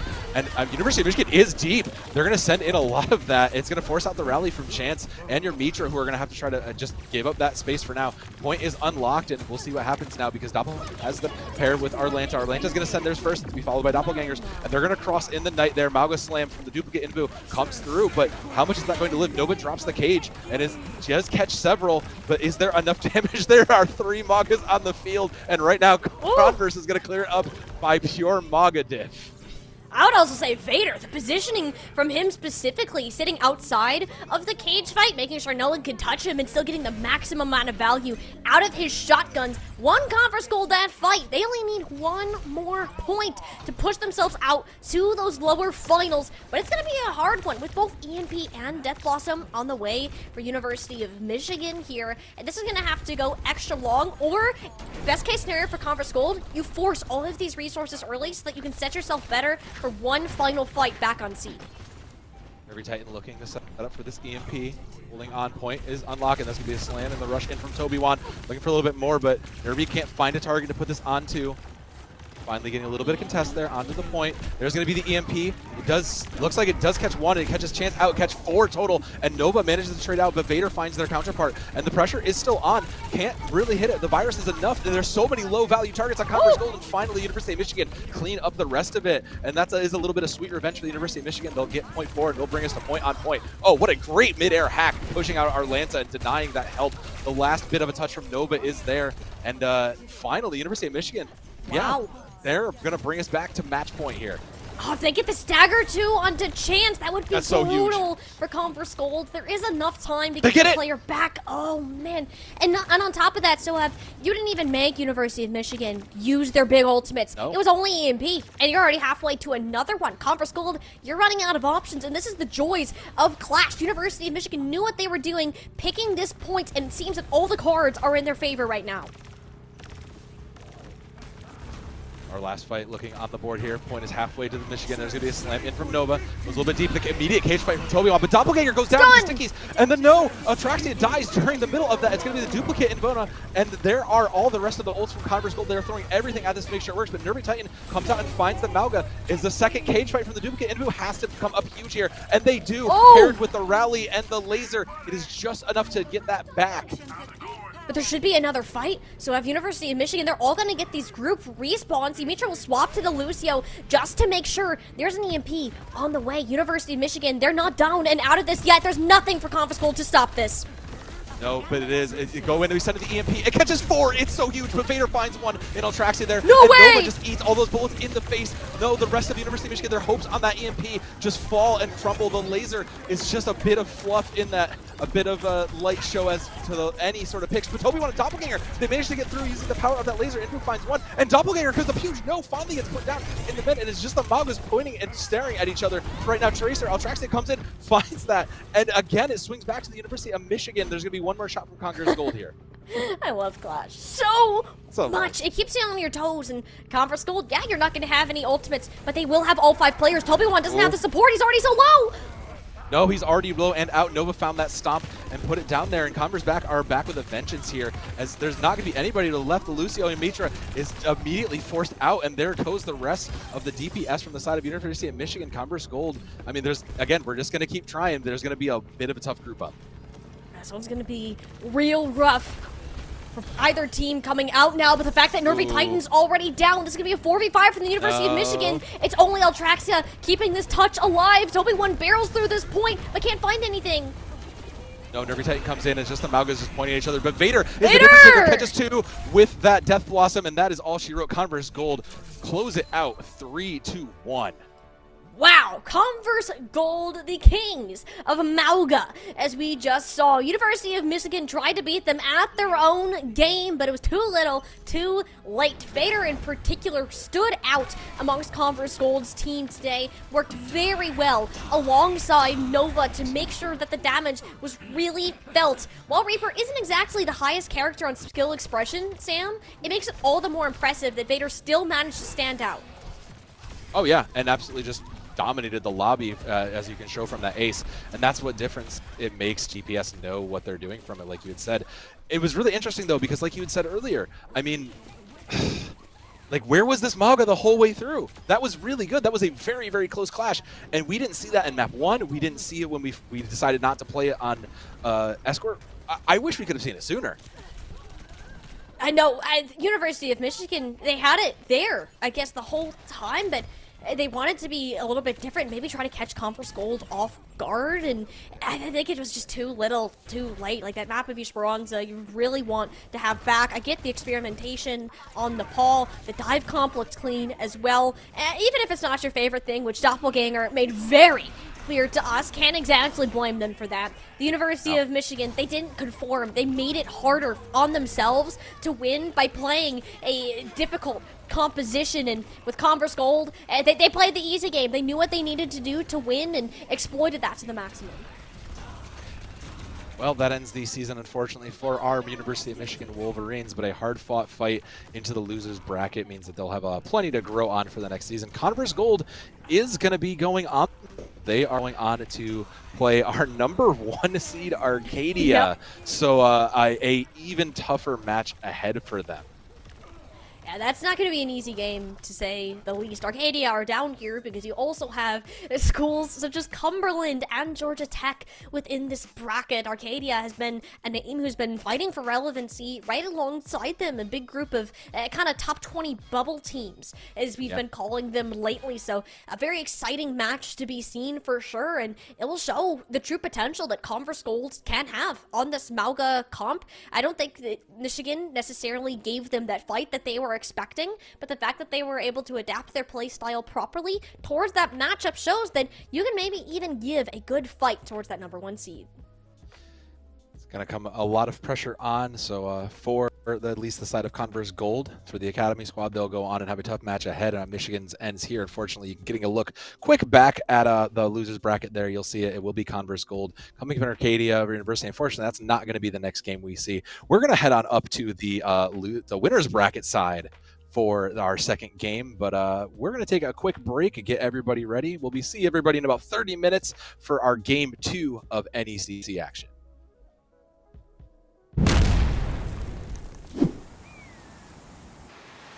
Oh man, this is incredible. Oh, wow. Huh? Yeah, that's pretty cool. It is pretty cool. Hey man, grab me a meat stick. I think I can reach it if I just a little more. Just let me go a little. I can't. Just a little more. I almost got it. Careful! Oh God! No, come on, just reach. Reach. Just Grab my hand. I can't hold it. Grab my hand. Give me the meat stick. This other hand's closer. The one with the stick is. Oh.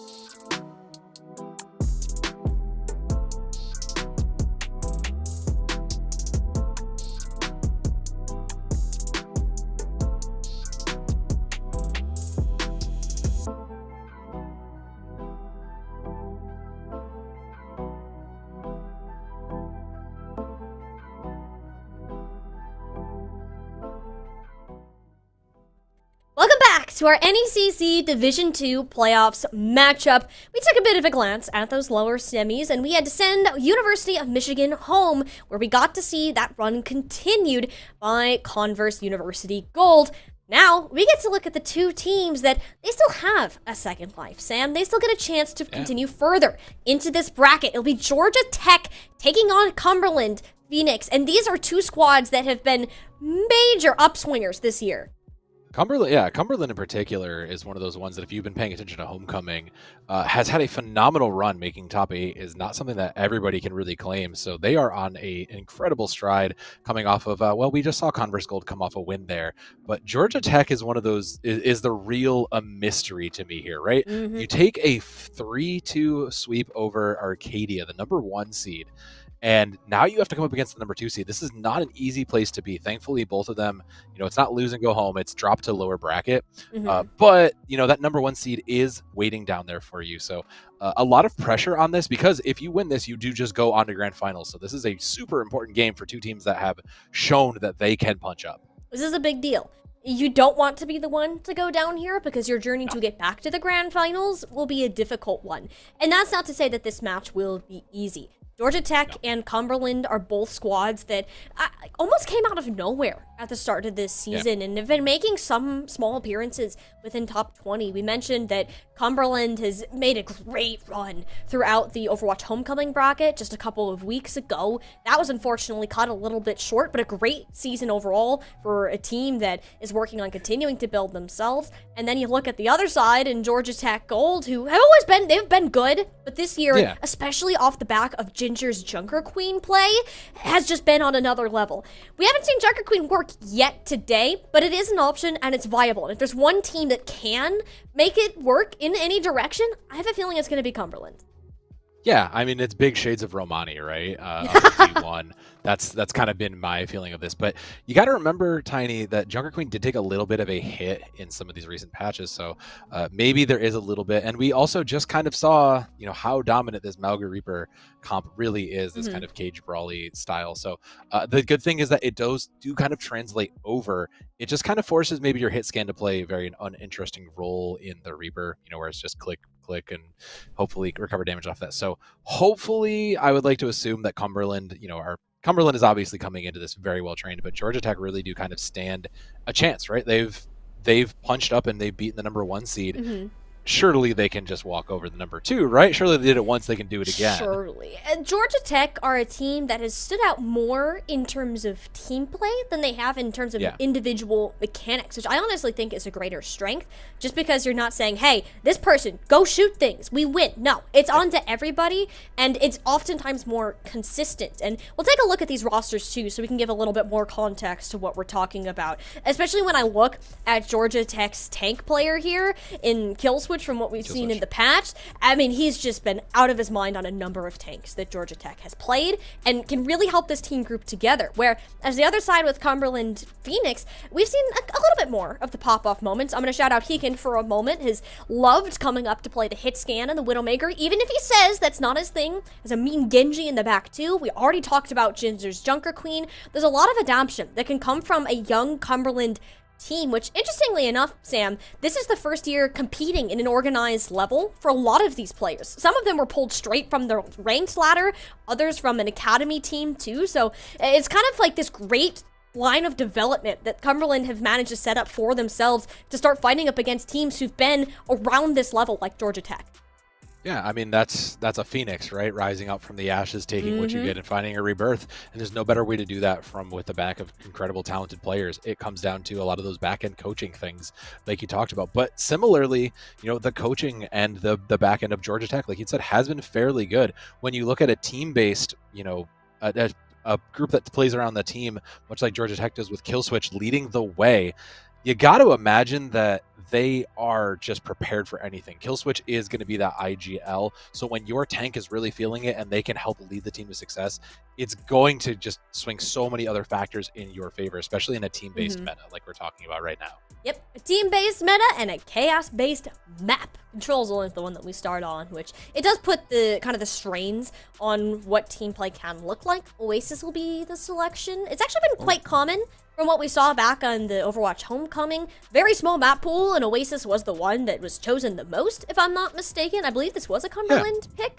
I buy that. I Yes. think so. So, yeah, this makes a lot more sense being more focused on practicing this part. You get some of your more brawly maps in, kind of looking at that Reaper Genji angle, and maybe others where you can make room for a potential Echo to come in.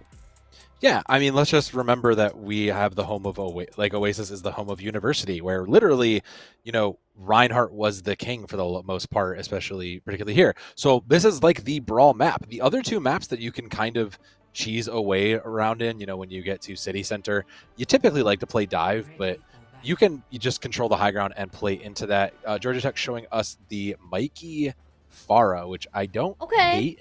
That's one of those kind of other adaptions depending on how you feel, depending on how your DPS play. Cumberland is going to show us about what we expected though. Nothing crazy to see out there. But so it's really going to put a lot of pressure now on Mikey to kind of take over the game. You know, the Reaper is not necessarily going to do a ton of damage, neither is the Genji if you keep up in the air. So it's really going to have to put a lot of pressure on Mikey to do something about that, and for a Leon Master to really kind of take to the air and fight that back. All-Star is going to go on over to the Ashe as well, just to put a little pressure. They're just going to poke. They're putting more pressure on the poke here. Yeah, two very different styles of how this Malga will be played. And Georgia Tech Gold, you're playing a game of keep away. Let Mikey and All-Star do these bits of damage before Cumberland can push, where, as Cumberland, as you can see right now, they can't do anything sitting in that corner. We're just going to play Ring Around the Rosie. We're just screw playing Overwatch. We're cat and mouse. Chase yourselves around the map. Cumberland will have the better sustain on the point because Georgia Tech don't want to go forwards, but that's the kind of elimination that you're waiting for. All-Star to get that shot to the dome of Nodi, and suddenly Georgia Tech can start to move forwards a little bit more. Second one on Teak, and it's looking like Cumberland Phoenix will have a very short-lived capture on this objective.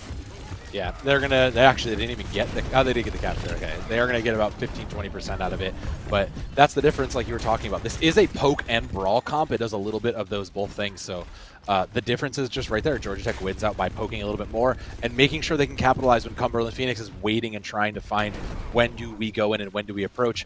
Leon Master is slightly leading in the Ray matchup, which is helpful, but you still don't really have an answer. Did go over to the Cassidy. Now you finally have your answer to Mikey, and it's going to take a lot of pressure off the front line as well for Georgia Tech, so a great force of adaptation. Oh, but those are some nice shots. He can swapping over to his signature hit scan, realizing Genji wasn't getting it done, and shuts down All-Star, who was the one who won Georgia Tech that last fight. Each team now down a DPS player, but the loss of a tank, you really don't want to commit any more of this unless you're Georgia Tech. Elongate the control percentage as long as you can, and come back with your ultimates for further engagement. Yeah, it's just very simple. Die on point, go back to spawn, let's go again. They do have all 5, so there is a treasure trove of ultimates in the macro of this all. It just kind of depends on how do they layer these out and get the full value. Cumberland is going to be more likely to play a bit more grouped up just because of their comp. So you're going to have to try to get value out of that. Try to put Mikey on a flanker they can capitalize. Oh, wow, that's everybody. Oh my god! Kill switch just popped like a balloon. Did you see how fast that health bar dissipated? Georgia Tech didn't even get a blink. And that's how powerful an orbital ray is, comboed up with a Reaper and a Cast Fan the Hammer. Everyone's just off the map. They're not even going to try to take that fight.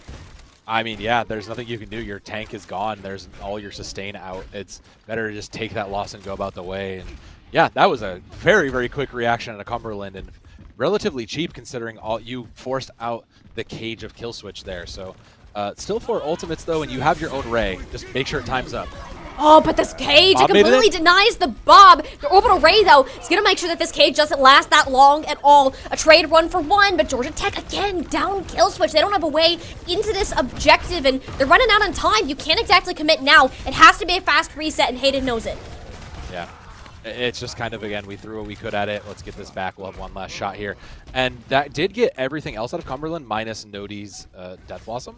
So it's going to come down to Nodi just making sure they hit this. Hayden has a big responsibility to make sure Nodi is in check here. Mikey has Barrage, but you really don't have the angles for it. It's going to be tough. I'm looking for Hayden here. Hayden is going to set this up. Oh, but is the Death Blossom already in? The Severe Bash perfectly timed time. Georgia Tech Gold had the perfect answer for what Cumberland was laying out to play. The trade-off for the DPS ultimates, though. Mikey didn't even get a chance to lay down the barrage, and Cumberland are still in control. You have to get back on the point, Georgia Tech, which they'll manage to do. It's only a body-blocking Ginger, but you can't stop an unstoppable charge. It is quite literally in the name. Georgia Tech back onto the objective. Ginger has plenty of health and cooldowns to keep this contest up, at least making sure that Georgia Tech doesn't get any gain. Kill switch in trouble yet again. Down on support, it's only Regamorse pumping as much healing as he can into kill switch. Eventually the capture comes through. Surely that should buy some time. Now that the cage fight is out, the orbital raid, though, attempting to deny a little bit of that extra focus fire. It's just too easy to hit when everyone's locked in place. Yeah, the cage is so crucial to this, but Killswitch will give their life for it. 60% means that there's still probably 2 fights with how quickly Cumberland will move on to this. And looks like a Ray got tossed in from the side of Cumberland as well. So Georgia Tech just has, again, more powerful ults. The Bob, the Ray should just be able to win out. It's bar of soap with the rally, but that's only going to maybe stop one of them at best. So Georgia Tech, provided they don't lose a first pick, should win this out. Oh, they got 2 in that cage fight, but Ginger doesn't drop it. He's only going to drop it unless he gets in trouble like he is right now. Sliver of HP, no. Regamorse isn't going to let him out with his life. Georgia Tech, wonderful choice there to make sure that Cumberland couldn't get value out of their own cage fight. I mean, and that's kind of what this has come down to now, is we're using Rays to kind of counter cage fights. There's no other real way to deal with it. I do like the defensive use of it. Last fight territory, it's up to Mikey with this Genji blade now. Wrecking Ball. I mean, that's it. The Wrecking Ball's there to touch. Barsoap has to keep Mikey in check here. Has shut down before, but I mean, you have to shut down Mikey, otherwise it goes the way of Cumberland. Well, you've guaranteed yourself an overtime, but there we go. The blade is unsheathed. There's no stun to stop Mikey's. He's instead slicing people in half. Regamorse and Hayden there to help finish off those final blows. Georgia Tech, despite a rocky start here, will manage to shut down Cumberland 100-99 on Oasis. I mean, great adaptions from them as well, putting out in the Pharah just those minor, small things. Just those minor, small decisions really kind of change it up, forcing maybe a little bit of what you weren't practiced. You know, those, again, forcing the Cassidy out was just a smart play. The poke from Georgia Tech just looked very solid, and Cumberland never really knew who to approach onto, right? It was everybody else that was protected was in a 3 or 2-man group, and Mikey was never really going to be brought down. So just great reads from both of these teams. We knew this was going to be very close from the team play, but I don't think we expected 100-100 off the bat. No, I think what ended up happening is the difference in the focus between these two teams. Cumberland, their job is to make sure Kill Switch just explodes the second he peeks his head around the corner to wave hello. Cumberland weren't allowing that to happen, where as you look at this other side here, Georgia Tech in particular, they wanted to go more after these squishies and punish that. That's why you put All-Star on the Ashe, and same thing with Mikey's Pharah at the start, and I think it did work out eventually, but the problem is there was nothing to stop kind of just Cumberland running full force at your tank and blowing them up. So after they made those changes, Sam, you could see their difference in play style, and now that their tank was actually on his feet, you don't have to worry about your team getting pancaked right off the bat. The one thing about this kind of MAGA comp that right now a lot of teams are kind of learning the hard way is that the target focus is one of the key factors, and typically it's going to fall onto the Mauga because that is holding majority of this together. So that's why Kill Switch constantly just the first pick. It's why you saw the entire 5 just jump into the pit and delete them. This has shades of Graviton Surge and Goats where everybody jumps in. Doesn't matter if you're close, far, you get in and you stop the cage fight from existing. Georgia Tech eyeing the Winston dive here. You know, this is about expected. This would be the one spot you really can get away with a dive, but I don't know that I like it. I think Cumberland staying on the cage fight here is the right call. You don't necessarily need to defend this high ground so much, and you just get eaten up by the kind of brawly dive of this. Kill Switch isn't going to have a good time. We're just going to start by that. Kill Switch, I mean, this might as well be a 4v5. Just playing Winston into this sounds like absolute misery. I mean, Georgia Tech got to get control of the high ground or at least find a target to collapse on. You'll get Heekend. You're down a tank. The Bionade was a little bit too late. So Georgia Tech, I mean, they had the right pieces. They had the right idea. You're just not going to have exactly the outcome you want unless Ginger just stands in front of the open and takes the poke of the entire team. This is a lot scrappier than it should have been. Cumberland were in a safe spot, but that one little misstep there might end up costing them if they don't start cleaning these players up quickly. Regamorse is up here on the high ground alongside All-Star, completely uncontested. Cumberland have no choice but to play the black site. Yeah, I mean, Georgia Tech really taking advantage of the Ana buff, getting a little bit more HP, and how wide this map is. Remember, you only need to keep someone on the point. Bar of Soap falling means that Georgia Tech now in the advantage just has to kind of take advantage of this of what they have. Oh, he can though try to get shot. all-star. Wonderful couple of bullets. It's not easy to get a tracer off your back like that. I'd be more concerned about losing Regamorse though. There's no sustain for the rest of this team. Kill Switch already can't move forward. This is kind of typical though for City Center. It takes a while for these teams to cap just because of how open this objective is. You can kind of circle around this point pretty easy and make sure there's not any crazy eliminations. But the fact that Cumberland haven't committed to finish off these kills, Regamorse is going to be back. Eventually they will get the cap. They will. And it kind of shows, again, with how big it is, how important this high ground is. You can see Georgia Tech constantly just fighting to maintain the aerial supremacy in the high ground here. It's going to be a nano on the kill switch to push it off. They shouldn't explode now. Yeah, Leon Master, though, I can't say the same for them. Mikey goes into the back line to follow up. Nice couple sticky bombs there. And Georgia Tech, they got all of their gears connected and made something pretty cool out of it. Yeah, I'd say it's not often you really see the dive kind of punish this out, but Cumberland, again, I mean, this is, again, another slow kind of engagement comp for Georgia Tech. They're happy to poke it out and wait for the right moment to jump onto somebody, and in that case, it was Leon Master. But they have both of their support ultimates up in addition to this Death Blossom. So all it takes is getting onto Rigor Mortis, and this fight will be over. So some combination of these ults should put Georgia Tech, sending back to spawn, hopefully.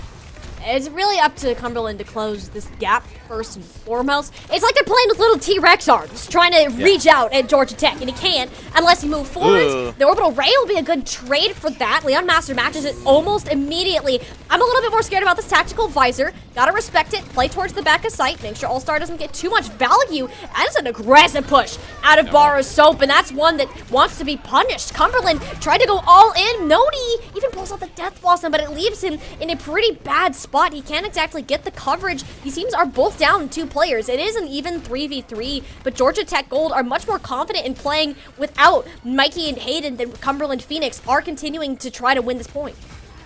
And considering the All-Star and Rigor Mortis have just been stapled at the hip, and see, look at just how much health Kill Switch is getting. He is getting the full VIP treatment.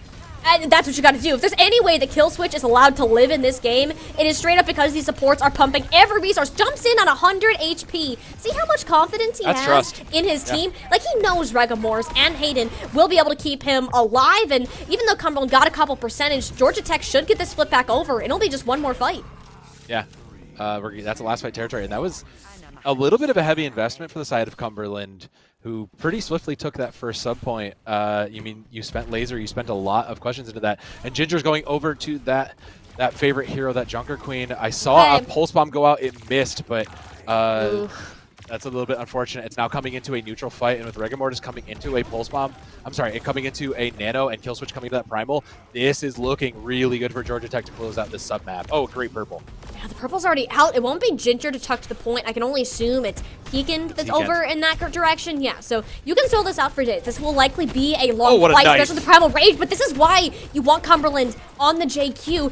Regamor's life just flashed before his eyes. He'll be okay for now, but I can't say the same for the rest of the team. Also had to get that kill onto Leon Master because Mikey is not in for such a good fate. Bar of Soap getting beaten up in a corner, escapes back towards Ginger, knowing that he'll be the save point for the team, but for how long? Wonderful bubble, isolating the heals entirely. It's only Heekins now running amok in the backline. All-Star knows he can't hit him. You gotta pull out the aimbot just a little bit. 1v1 now. Ginger is cleared in house, and this is why you put Cumberland on the JQ. In the 11th hour, it's what needed to happen. Rigor Mortis did die there in the middle with the nano. That nano goes live. It might change things. The Orisa from Kill Switch. All-Star back over to the Ash. Nope. Okay, we're going to go to the far, just full flyers. We're going to try to get as much value out of this nano, and we're going to find a good target that can force and split the attention of Cumberland. I love it, but Bar of Soap is on it, in addition to the Rampage that built over one fight, by the way. So 3 ultimates for Cumberland. They just need to find a target, and everybody is going to be vulnerable to that Rampage. We'll leave the Pulse Bomb out first. There's one thing that Cumberland are good at. It's playing into this exact composition because they know that the Junker Queen isn't meta, but they're good at it. So they'll force it the Rampage. Oh, it's good. Both supports and the tank painted in purple, and it's a whole bunch of Ginger back in the kill feed. One I mean, that's the most valuable ult you have on your side, and Georgia Tech know they can have one more shot at this. Rigor Mortis is going to go over. I guess Nano got spent in the middle of that. It'll be Juno into that. It's the late stagger onto All-Star is so tragic. That means this is going to be so much farther behind. Mikey and Hayden have to do something here. Mikey's likely going to copy the Junker Queen. Maybe you go make a risky play and copy the Juno here. You don't have an option, though. Look how much Nope, initiative is we're done. happening. Ginger made sure Mikey couldn't even pop the duplicate, and Nodi did a little bit of dance of death in the backline. This point is as good as done. The second Cumberland saw that there was no Malga on the field, they're like, all right, let's crack our knuckles, pull out our bread and butter, and they're going to move up to tie us on Oasis. I mean, again, typically and historically, Georgia Tech had read that correctly. This is typically a dive map because this high ground is so important. And when they maintained control, All-Star was able to free reign, and Rigor Mortis was uncontested. There was just, you know, two fun hit scan buddies just hanging out on the top there, making sure Killswitch got to play the game, and they got to live. Cumberland on the other side, they just decided, look, we think we can beat them mechanically, and that's really what it was, is we just decided, look, we don't think we can win versus what they're doing. Let's just pull out what we're good at. And it makes total sense. I see no reason to not play what you're best at. We don't have to be slaves to the meta here. Let's be real about this. If one team just chooses not to fully engage with the Malga Reaper, we can all just enjoy good, classic, fair Overwatch, as you call it. Hey, you know, I really did like the strategy out of Georgia Tech. It was so creative, and the fact that you're able to keep Killswitch alive for that long, like, it shows you that Georgia Tech, as a team, are very competent about how that composition works, because it's multiple steps to make sure your supports are in position, make sure All-Star can be in a spot to hit those shots too, and that Killswitch doesn't overstep, and most importantly, you're patient about your engagement times. They played that to near perfection. The only time they got overwhelmed is when Cumberland Phoenix are like, you know what, we're going to pull out our good old ace. Ginger switches over to the JQ, and it was just kind of carnage left in his path. I don't think that they're going to let him get away with that again. It looks like we're heading back to the Malga for Gardens. Mikey did try this Pharah before. I don't know that I was crazy about it, but it did work for a little bit. And I do think that, yeah, you can't get away with the dive shenanigans here. You can, but it's definitely going to overrun with how much safe corridors and space you have to survive through for a brawl. So it will be... he is going to start in the Genji. I guarantee you, I would bet my life that they go ahead and switch over to the Cassidy once they see the Pharah. But Cumberland will get to the high ground first, so this is going to be so crucial. They need to maintain this high ground if they're going to initiate on these fights. They'll have so many different angles and cover to get to.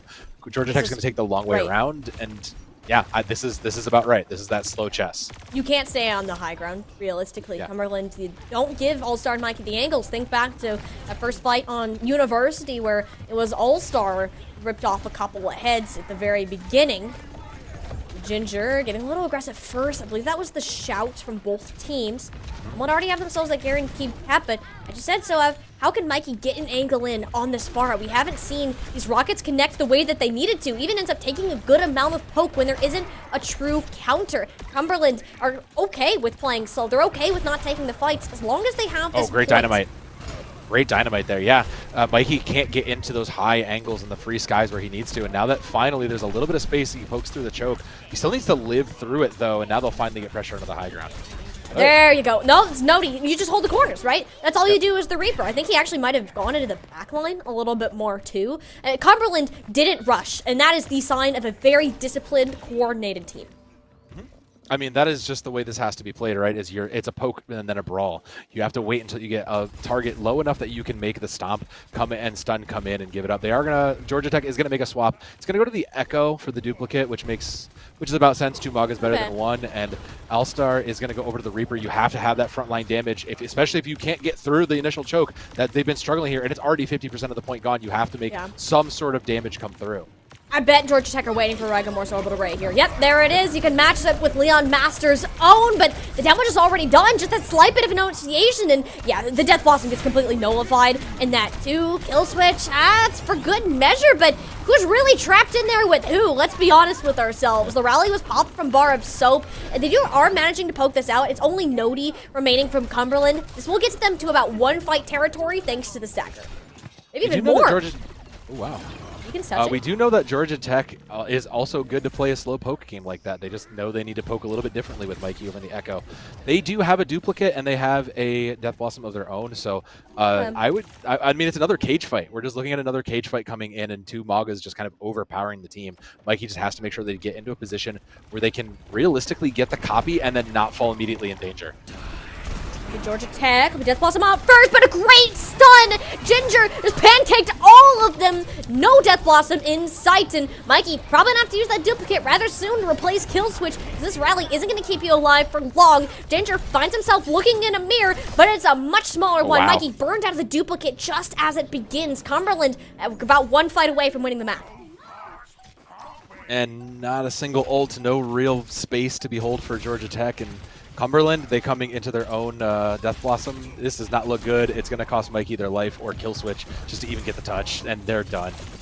Oh, the Mauga deep into the backlines here. Deflect is Ooh, over the yeah. Death Blossom. That's a bunch of bodies laying on the ground. Cumberland Phoenix are going to go ahead, take home Oasis. You know what? I feel like that was closer than it could have been, though. I would have said that Cumberland doesn't feel like... I would say they're not warmed up fully because that was definitely closer than it could have been. And I think similarly to our mass match, Tiny, we do see that, you know, these teams that really focus on the Mauga comp kind of seem to struggle when they come up against something maybe you aren't seeing so consistently, these dive comps that get executed. So I think we might get a little bit of history repeating in regards to, all right, now that we have map picks on the board, we might try to force this dive again. And Georgia Tech, I wouldn't say they're exactly known for their dive in No. particular, but I mean, hey, it's an escort map. I think that's more valuable than a hybrid unless you are really, really good on one thing in particular. But you can't really ignore the fact, Sam, that 2 out of the 3 points were 99 to 100. Like, these were incredibly close fights, and I think that's how this game is going to continue to go. The only reason the last point wasn't was because Georgia Tech just got stuck on a bad composition for too long, and they didn't take a fight. By the time they took that fight and lost it, they were too far behind, stuck in that hole that they couldn't dig themselves out of. Yeah, you just kind of lose the mechanics at that point, unfortunately. You gave up both your DPS ult coverage, and you lost, and you're immediately behind there. So just kind of, unfortunately, losing to the rock, paper, scissors of it all. But let's not discount the fact that Cumberland just played very well. Like, let's not also just write that off. Cumberland did play very well. They waited, they were patient, they poked, and they made sure that they could capitalize and follow it up. They called their ultimates well, and you could tell the communication was there. That is the, you know, the top 8 homecoming team that we expected to see. Cumberland did take a minute tactical timeout between each of the rounds, which I believe just comes out of, like, their pause time. It's I'm not pause entirely time, sure. yeah. I've never seen that done before, but clearly it worked out for Cumberland. They made the necessary adjustments, and now you just gotta hope somebody doesn't disconnect later on in the day, because that might be a bit of an issue. So for now, Cumberland, they seem to have found a strategy that has worked for them. We are going to change it up, though. Heading into our next map, it seems that Georgia Tech is in agreement with us when it comes to escorts having more effect on the outcome of your game. You want to pick it to be yours. As to which escort we're heading to, that's kind of more up in the air. I mean, are we just gonna see Gibraltar again? Like, We might. I could just like look. History might not always repeat, but it does look very similar. And considering we get a different, considering we saw them perform very well on that dive comp on City Center, I wouldn't be shocked if there were just shades of, well, let's just force a dive issue here. We know we outperformed them on that, and they couldn't compete. I say couldn't compete. They forced Junker Queen out, and they still kind of struggled against it. But, you know, it forces them into a better macro position. So it wouldn't shock me to see if they try to do that. But I do think that we're probably going to see these two teams play the Mauga. I have to imagine. Cumberland banned Junkertown. They don't like poke, I guess. And So, yep. All right. Yep. Like, well, back to watch point. Or back to watch point. When you look, I see the dive comp, I plays the dive comp. It's just how it is. This is no Tiny. I'm gonna tell you this because you've been saying something about good, clean, fun Overwatch this whole way through. You should be excited for this. I am excited for this, but you have to understand, Sam, that every escort map that I have casted in the past month has been Gibraltar, with the exception of 2. Okay, 2. Yeah. And I have casted at least 13 matches, okay? That is a lot of Watchpoint Gibraltar. Right. These teams love dive, and this is the only spot they can get their feeling of dive. I don't hate it. I like variety. It's honest Overwatch, but man, it's starting to get to your head. I mean, My head. welcome to everybody's life and playing King's Row, because that would probably be option number 2, honestly, is playing hybrid and going to King's Row and forcing the Mauga. But I don't think, look, they just don't want to do that. I don't blame Georgia Tech. They have no reason to do that. They looked good on the dive, and if they can, you can kind of force Cumberland, you know, to kind of have to play your game. It's how you're going to get this. Just because we're playing Overwatch and we're playing good, clean, honest Overwatch doesn't mean you can't tilt the scales in your favor by the map picks. So Georgia Tech, obviously this is calculated, this makes total sense, but Cumberland have shown they can beat the comp. I think that's the other important takeaway from this. They did beat it in City Center, so they do understand. This is, let's be real, it's Cumberland. They are a good team. They understand how to play against those comps. It's a good thought, but the question is, now we'll have to see what happens when we get into the actual practice of it. Yeah, I don't think that this is going to be a terrible thing for Cumberland. No. It's not their favorite. No. Like, you have the tools to succeed here. Surely not. Please don't tell me that we're pulling out a Mauga on... Okay, this is a first. I can see this working maybe on first point, but you're going to give up a lot of space on the high ground, and you just kind of gotta hope that All-Star and Mikey don't rip your heads off first. Yeah, I mean, unless, but I also can see this working in the sense of we're just going to play very patient. Obviously, we know you're coming here because you want to play dive, so we're just going to play this incredibly passively, and we're going to just poke you out to death. Don't let the hog hook out the front really pick you, really shock you here, but it's going to do something. But, I do think that Cumberland Phoenix, like, it's just strictly the best comp. I have to imagine they believe that too, otherwise we wouldn't be here. And they're going to play it passively. They're going to give Georgia Tech the space, and they're going to trade the space of the cart for where they want to set the fight. Okay, we'll see how this is played. I mean, there isn't exactly enough damage to just burst Ginger down. You kind of got to go for the pieces that are surrounding him, and we'll start sticking on the Tracer. Instead of like that typical Tracer 1v1 that we get for this cart push, it will be All-Star kind of button heads with Nodi on the Reaper, which Nodi doesn't exactly have a great out should he take a lot of damage here, but so far, Georgia Tech can't even engage. They're just getting the barrage of bullets from the high ground. Cumberland Phoenix have no reason to drop down from their position, and I wonder if Killswitch might reconsider how to approach this. I think they're going to have to, because this is a poke comp in addition to a brawl comp. Let's remember that too. And another pick from Heekend means that they found the weak target, but they're going to get healed up. They're the teamwork. Again, they play as a unit, and this squad will not die. They'll stay together. Yeah, great job out of Barros Open, Master. Heekend was looking death in the face there for a moment. I think a Bow Nade from Regamorse is really Georgia Tech's only chance of breaking this fight open. They are in a better position. Should Killswitch be able to get out the door, everyone has some health. Ideally, you want to force this payload under the tunnel, and I think that's what they're trying to do. Bait Cumberland to focus more on the high ground so they can push cart, but little do they know, Cumberland, that's where they have no problem playing. If you want to fight at the low ground and face them in a small tunnel with a Mauga, you do you. That's where the pick you wanted to wait for. Nodi oversteps his bounds, but did you just sleep a shield? Dips the Ana, dupes her just to make sure that he can stay alive and will get out unscathed. Meanwhile, All-Star is just going to catch the one on the pulse bomb, and Cumberland are now in their best position. They're inside of server room. They have control of the high ground to contest it here, and they are going to be playing from behind, but they do have the position to drop down and defend the cart. This is where they wanted to be the whole time. I mean, all right, this works out. And Cumberland Phoenix, small doors to push through. Georgia Tech, they can choose whether to sleep on the people at the high ground or risk fighting them down on the low. Nodi already did use Wraith form, but that's just the advantage of the orbital ray here. Rare to see a Juno, and Heekend is taking full advantage of it. Throw the Death Blossom on top just for a little bit of fun. Not the kind of fun for Georgia Tech, though. They're going to have to get a full retreat going.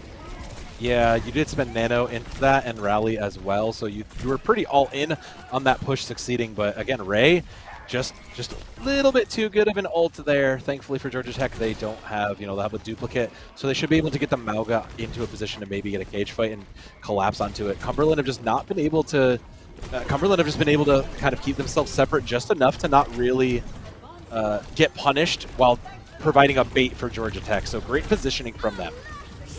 Well, with the rally now, and the cage fight. Oh, wonderful stun onto Mikey. He didn't even know what hit him before he sent 6 feet under. Ginger zones everybody off, and Georgia Tech realistically can get one more full fight out of this. I mean, Eakins? we Whoa, okay. okay. That was a choice. I mean, yeah, that gives Georgia Tech an in here. They do have a duplicate. It's going to go onto the Mauga likely, so just getting an extra tank and extra beef on there should be enough, plus this pulse bomb. All-Star has been doing a ton of work for yeah. Georgia Tech. He's been the one that's getting the most of the elimination, so hopefully Mikey can help that with his duplicate onto the Mauga. Put more pressure onto Ginger. They have no problem shooting each what a other, pulse. though. That's the stick you needed. All-Star has been the hero for Georgia Tech on this dive comp, and he's going to continue to follow that up with a second onto Ginger. Nothing really to stop the Tracer from Cumberland, and that'll be the one thing to do them in here. The first point capture for Georgia Tech, but it's only 2.5 minutes to move forwards. Cumberland just kind of ran out of steam there, unfortunately. Hegan is going to go over to match the Echo now. Again, just an extra tank, an extra little bit of beef is good here, but I do think that's going to be enough. But I mean, Cumberland just kind of, again, it's not what you would expect to see. The nade, excuse me? Oh, the bash too! Oh, Hayden! A wonderful play to make sure no one from Cumberland can leave the small room where the tickle cannon can get all of them at once. Georgia Tech Gold, wonderful way to just rip this high ground out from Cumberland. And the cart is moving the whole way through there, so they'll clear this right to the end and be just time for one more fight. Hegan is going to go over, swap again, searching for an answer. Cassie this time just to try to keep Mikey in check.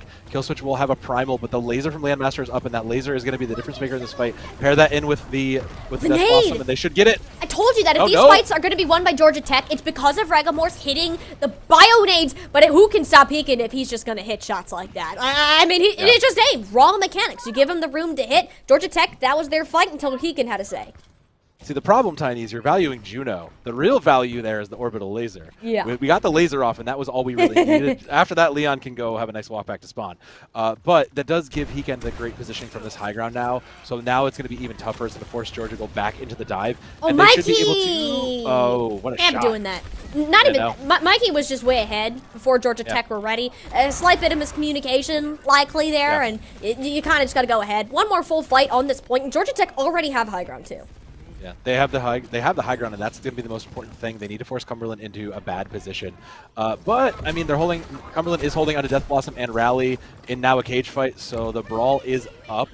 They just have to burn through all these health pools. Oh, well, that's going to be pretty easy. Leon Master never got healed up because Borrow Soap was stuck permanently holding the shield. Same went for Hegan. You're still going to try to see if this is winnable. I don't think you play Malga much on the third point, so it makes sense. Or at least buying time for reinforcements to get back. Hegan's now on the Tracer, and Nodi will still have this Death Blossom in play. Trying to follow it up with a stun. Grabs Mikey, and that's enough to get Killswitch down. Ginger had faith in his team, and we certainly didn't, and that's going to pay off. Yeah, All-Star's still alive and still fighting for their life, but nope, they're going to go ahead and give that up for now. One last shot will be made. It'll be the Diva, the Genji, just anybody who's fast enough to get there. There is a Nano up for Georgia Tech. I don't know if think they can get there. Diva maybe? No, Diva's going to get there. It's going to have to cost the Nano for Diva's life, though. Yeah, that's going to be a little bit tough. Killswitch doesn't even look like that he has nano boost with how quickly that health bar got dissipated. Granted, Hegan did go onto the Bastion. What doesn't Hegan play at this point? No tank right now. Georgia Tech got to find a way to make this happen. Barra Soap is down. Maybe a little bit of a chance. Again, it's All-Star. He's putting the cape back on. He's going to drag this team out of the dumps if he has to, but there's only so much a Tracer can do. Georgia Tech will have to be happy, falling just short of second point. I think you're pretty content with that, though, considering you're playing into a comp that is just designed to really kind of punish you as long as you stay together and grouped up. Once Cumberland really started to do that and really denied them the good dive targets, or at least, covered down for the dive targets that they set up as bait, they looked like a significantly better team playing into this comp. It's not the greatest. It's not traditional, but it does work here, and it baited Georgia Tech in to take the rest of that. That all said, Georgia Tech looked good on this dive again, just unfortunately not enough to kind of beat out what is the best comp in the game right now. Cumberland, y'all are great. Great people, I'm sure. Very kind. I don't like you right now. You should not be. You're taking the one non-Malga map in the game, the dive, and you're turning it into one. What is happening? It's great. You want to work outside the box, and Osiren has been a great coach to help this team play to their strengths and take on some unique strategies that haven't quite matched with other people. You fall outside of the box, and it makes Georgia Tech, who's kind of been known for this great team execution, their job all the more challenging here. They will end up setting up on more of that traditional dive. All-Star instead on the Ashe, whereas Mikey takes over the role of that Tracer, though. And Hayden Juno. Yeah, Hayden Juno is an interesting pick. I mean, it's hard to deny that Orbital Ray is so good. It just does kind of leave Rigor Mortis a little bit more vulnerable, and I don't think that's exactly what you want to do. It does kind of force you to poke a little bit more, but I do think it's you know, it's one of those combinations that does work. It is going to be the Mauga coming out, and Georgia Tech now have a difficult problem because they are going to have to be putting pressure onto the point and diving right into the mouth of the Lion. It's got to be Bionades. Look at that. Ginger hit with one from the top ropes. All-Star to finish it off. Regamorse is the breaking point for Georgia Tech. If Regamorse does good, then the entirety of Georgia Tech will too. The good thing about this comp right now, what they're playing into, there's really nobody to bother Rigor Mortis except for Heekin, who's going to try to just take the sniper duel and just deny the sight lines. It's going to try to get sniper value and force Rigor Mortis into bad positionings to be unable to help kill switch. I mean, it's also just going to be very tough because Heekin doesn't really have great lines themselves, and there's a Tracer going to be harassing them the whole way through. So Georgia Tech should, you know, they have the high ground. They own this high ground. They should be able to contest from it pretty efficiently. We'll have to see. Heekin did hear the footsteps of the Tracer before, at least forces the recall out, and that's another player that's distracted. This payload is still moving, sort of, mind you. Yeah, so slowly. Georgia Tech will have to be the ones to walk in to this Mauga comp, which is the last thing they want to happen. You get a trade out, DPS for DPS, but he's going to have to do a lot more than that because Cumberland will have greater sustain in the long run of things.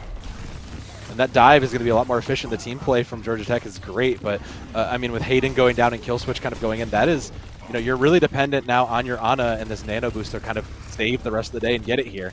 Oh. Maybe. I mean, you will at least have a touch. Kill switch is kind of close to getting primal, especially with Rigor Mortis and nano boost. It's pretty possible, so there should be enough sustain. Can't be losing All-Star, though.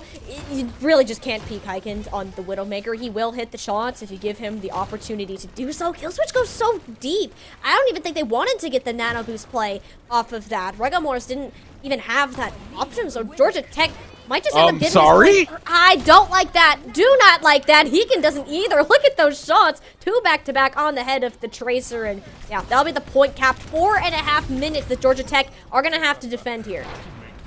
That was one of the choices for Georgia Tech there. I understand we wanted to stall out the point, but that was not what we wanted to do. We're going to give it up to Winston, go to the Mauga. Sights are up, which is just a nice little way to say, hey, we're going to see where you're coming. We're going to decide where you're approaching. We know you're coming for this. And then Heekin's going to maybe try to get a little pick. Not the Tracer, but they know the Ana's there. So the rest of the team from Cumberland is going to be set up now for this next fight. They have the positional advantage thanks to those sights and this cage coming in. All-Star, you gotta know where the Widow is, but does catch it on the bit of the timing. Ginger, though, that's a cage fight. Killswitch doesn't have a choice but to match the Mauga, but the rest of the team didn't jump in the cage with them. They just have to leave their tank up as a sacrificial lamb and hope someone can come up with something different. Georgia Tech are running on hope right now because that's all you have to work with. The Bionade, though, sends Cumberland running. Regamore's doing his best to help stall his time out, but the shots are landing. Heekin and Leon Master come up with one apiece, and with that, this payload is inching closer and closer with Heekin. Wow. The final one to seal the deal. Cumberland, an unconventional approach to Gibraltar, to say the least, but it paid off in the end because they're at match point. Unconventional has been the word of the night, I believe, just from everything we've seen. We've seen a lot of Mauga, but we've seen a lot of those fringe comps as well, and it, you know, not as successful as our first game, but the right idea and concept. It's just Cumberland has proven, look, we believe in this comp. We have trained on this comp. We know it's good. We just don't want to engage with your dive. We're going to make you engage onto us, and we're going to punish you all the way through. I think the Georgia Tech looked the best when Rigor Mortis was just free to do what they needed to do. Killswitch was able to live when they were supported effectively, and the rest of the pieces were able to kind of support around them. So, like you'd said prior, I mean, Rigor Mortis is the linchpin to holding the rest of this team together, and as long as he stays up, Georgia Tech looked like a great fighting squad. Yeah, they wanted to dive on dive mirror, and I think that if Georgia Tech got that, they would have won it. That's a different story, yeah. But you walk out, I guarantee there's no way Georgia Tech expected this to happen, honestly, so they couldn't adapt in the moment. Your composition was at a disadvantage, and you don't practice anything else on Gibraltar unless you are really Cumberland here, so the fact that Georgia Tech made it as far as they did was a decent achievement, and we'll have to see where this can take them going ahead in the rest of the series, because from here on out, Sam, these maps are all going to be close quarters. Yeah, there's no way you're getting a dive anywhere else out of this. We'll have our third map in just a moment after a quick break, so hang tight, grab a sip of water, and we'll be back for the incredible Game 3 and match point in just a minute.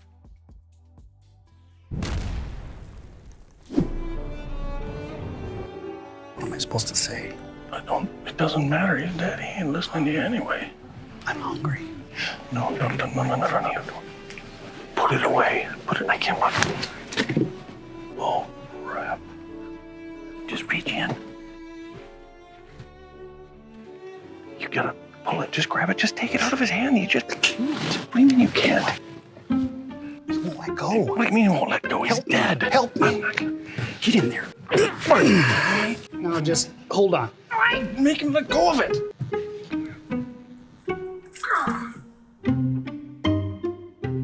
No, I got you. Just go in for a hug. Go and get on in there.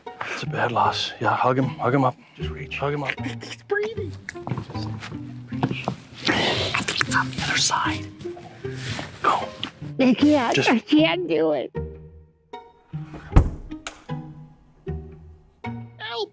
Help me, Lord. Help me get over this loss. I can't breathe. Yeah, I can't breathe. I'm so upset. I can't breathe. Stop. You knock on wood so they go to heaven. It's like a lucky. Hey, get the stick. Hey, did you get the meat stick? Yeah, I got it. Hey, just hold tight for a second. They're moving the casket. Just hold tight. Yeah, that's no worries. I got it.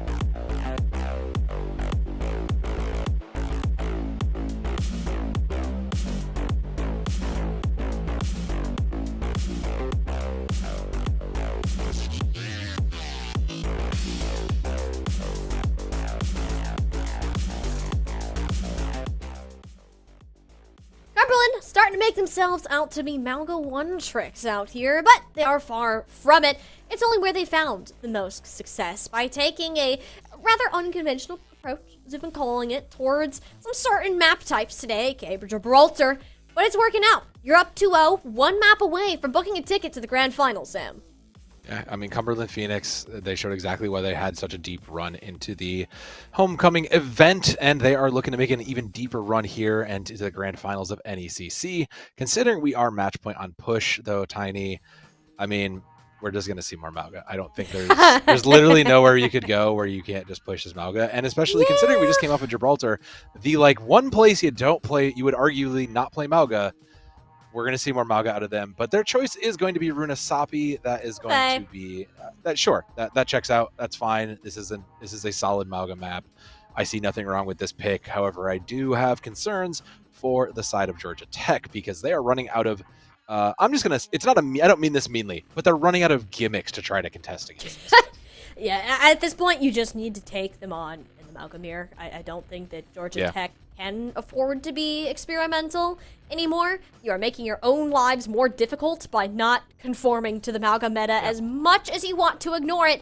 It is here to stay for the time being, and Georgia Tech Gold, they are a strong team. They kept it very close on Oasis when they did mirror that Malga comp, but they haven't pulled it out as of late. Runa Sapi will force that, perhaps some variety in the DPS department, as I mean, maybe we'll see an Echo instead of a Genji, or maybe a Cassidy come back. But you're playing Reaper, you're playing Malga. Brig Juno, I'm sorry if you're a support player. You have no options. Nope, this is your life. Get used to it. I mean, at least if you're playing Juno, it's kind of interesting. Brig, arguably, whoever you talk to will say it's uninteresting and fun. But I think the thing, again, the fun is what you make of it, right? This is a team-heavy meta we're in right now, where the team working together is the most important thing. Not one person wins, we all win. Our map victory, something more communist jokes there, but realistically, I don't see, like I said, I think Georgia Tech just has to mirror. Even if you think you're going to lose, you have to take the mirror.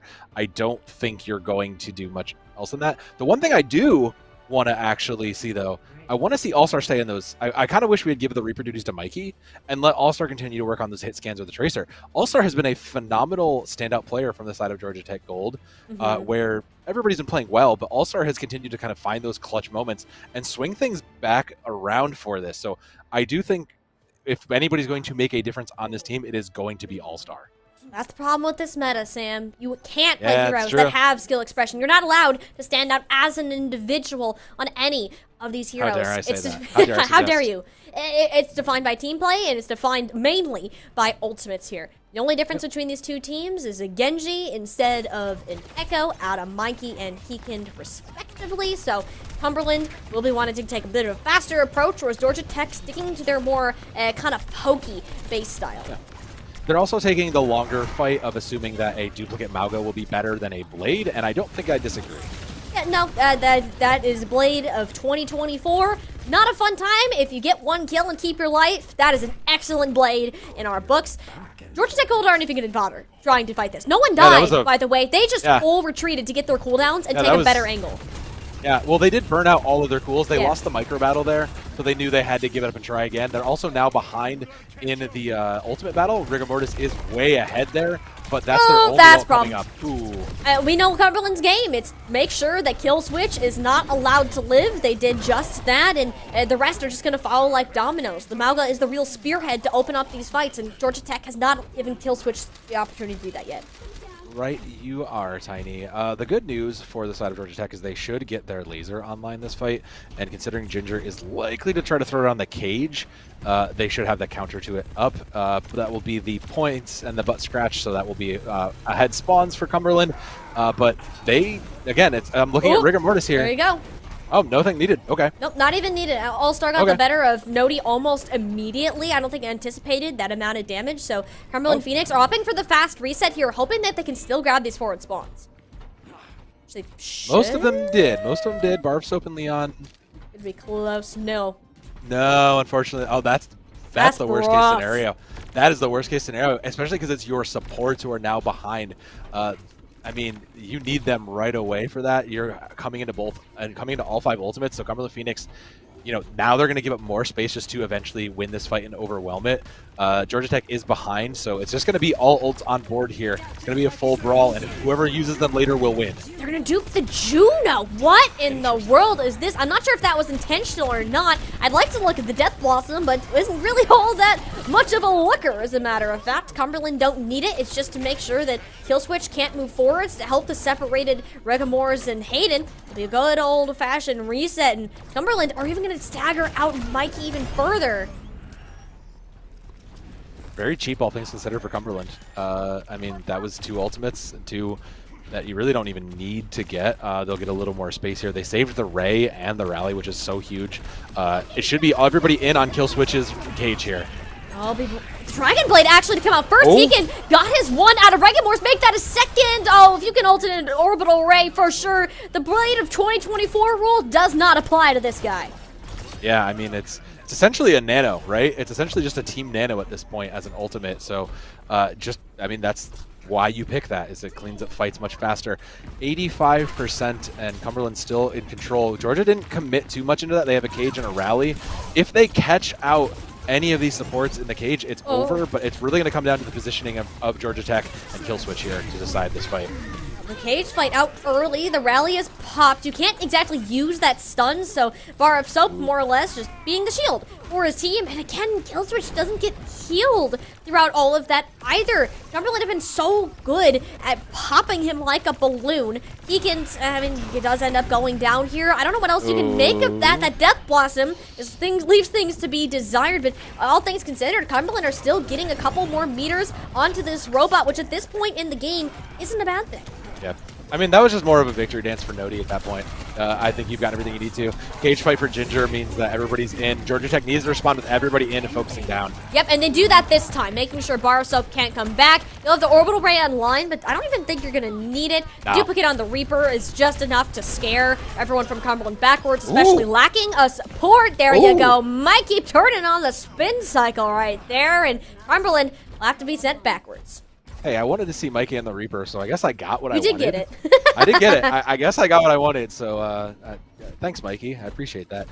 Importantly, though, they did save the Ray. It's going to get matched by Leon Masters, but the difference is going to be the Blade from Hekend, who found incredible value. Hayden needs to build this Rally if there's going to even be a chance of shutting down Cumberland Phoenix. It'll be the Orbital Ray first. It's better not to fight it unless you have one of your own, but Leon Master wanted to re-engage second. He just exploded. All-Star, I think it was just 2 shots that shut down the Juno, and Cumberland Phoenix. That is something, a fight you're going to want it back. I mean, that's fine, though. You lost Juno, but you didn't commit your own laser, so you should just be able to respond back in kind. You have laser, you have blade. You even contest. Oh, that's bad. Okay, I don't know about that one. This is a little scattered. All-Star knows that it's super winnable, and you gotta commit all these fights. That's where the Orbital Ray comes out. Not a huge fan of that one, since it's only the supports and the tank really remaining. Bar of Soap has to become a tank himself to really give this a chance of continuing onwards. Ginger is deep into the backline. Killswitch is low. Just with these 3 players, they still find a way to take care of Killswitch. That is how coordinated they are when it comes to their focus fire. That absolutely should have been a Georgia Tech win. It 100% should have been. The problem is the target focus there. They did not get Leon Master. Leon Master was allowed to live, and that just allowed Ginger to stay at full HP the best they can. And now I'm, in a weird flex. Hekend is ready. There's a Blade. There is a Blossom. There are other B words available. They just have the ultimates to win this out. Here it is. Yep, Deacon, there's the Blade. Plays it a bit passive. Didn't want to get hit with a bash or a boop, and yep, ends up paying off in the end there. Don't exactly have Ginger, but Deacon is getting away with so much on this Genji, all things considered, and Georgia Tech haven't exactly been able to respond. No. I mean, they were just scattered, right? Like, you didn't see the Brig usually there to protect the Juno, and Hayden was just not there. They were separated and kind of put off in that fight. Now that we're close to spawn, though, it'll be a lot easier to fix that problem, but they really should be punishing Hekend. Hekend is kind of out on his own there and keeping pressure up. I think they should have chased that down. They didn't have Ginger back quite yet. He ended up dying earlier in that fight. So now that he's back, you commit the cage fight. Both Death Blossoms on top of each other. It's only Nodi's in the kill feed. You don't have anything to respond to this cage fight since it's only 2 players in. Nodi actually jumps in an attempt to save the Brig player, and it helps a little bit. Bar of Soap scoops back to safety behind Ginger, who's the best meat shield that you could possibly ask for. Takes down Kill Switch, and Cumberland Phoenix once again are going to try to get some more meterage. I mean, they should be able to get more. They have both support ultimates up, and it's going to force Georgia Tech. This is a very clumpy comp, so everybody should fall into space with this laser, and Brig should be able to take full advantage of that bonus damage. Leon Master wants to be the one to initiate this time, gets Regamorphs, but doesn't stop the ultimate. Georgia Tech have a chance if they can work with this now while the ultimate is still up, because you have no supports left to get you back on your feet. Cumberland Phoenix, they might even just walk this one all the way home. There's a rally coming out. If it touches, it's going to cost Killswitch their life. Yeah. So it's going to cost Killswitch's life to even get there. And Hadron, it's kind of on pressures onto them. But they wanted Ginger tried to go early to prevent the touch. Didn't exactly work out. Both Killswitch and Hayden got there with the rally and time, and that's the only thing Georgia Tech are necessarily going to need. Cumberland didn't need to win that fight. They have such a big lead right now. Yeah, I was going to say, let's zone out to the bigger picture here, because 140 meters is as good as a completion. This means that Georgia Tech needs to win at least another 2 to 3 fights to even get any more meterage. And in 2 minutes, that means we'll have about 2 fights. Cumberland Phoenix is holding on to Rally. They're holding on to a Blade and a Blossom. I mean, they just have so much aggressive tools. If they catch Killswitch out, he is toast. He is going back to spawn. And that has happened pretty much every and fight so far. That's another stun from Ginger. It actually locks up All-Star in the ults, too. The Mauga outplay from Ginger has been great, but now the Mauga's dead. It's up to he can pull out that blade, grabs one for himself, and now has to live against a duplicated one. Now he's got to prove who is the better Genji in this matchup, and right now, it seems to be him. Cancels that out. This robot is still in the mid. Forward spawns are just now canceled. Most of this team will be back, and Heekin is still alive. Who's here to stop this guy? Now turning his sights over to Regamorphs. He's gonna follow suit, and Cumberland are on their feet and in the backpack of their Genji. Heekend is just him. He is Heekend, and again, now it just becomes even more difficult. Last minute, and now moving towards the side of Georgia Tech, so it's going to cost at least 2 fight wins in succession, and Georgia Tech have not been able to chain many fight wins together. I think Max has been 2 watching it all. Killswitch has their cage, and there is a Ray with it. It has to come now. Yeah, but the cage fights on top of each other. Death Blossom in there, and it's only Nodi who has the damage output. Quick team kill out of Georgia Tech. They're going to get one chance to win 5 fights in a row to keep themselves in this upper bracket. An ambitious ask, but at least it was a quick fight here. Leon Master does have the Ray. Regamorphs should have the second Ray. If an aggressive Ray comes out and it catches the wrong target, we are done, and that is Killswitch in the middle of the Ray. Regamorphs gets one of their own on the field just in time to make sure Killswitch isn't in any danger for the time being. All-Star and Mikey have done plenty and ensure that Georgia Tech's journey isn't over quite yet, but you're going to need a miracle to pull yourselves back from this one.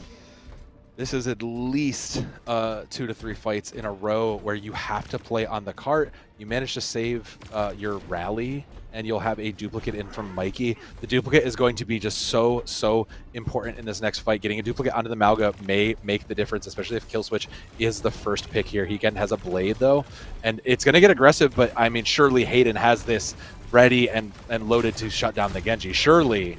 He has to.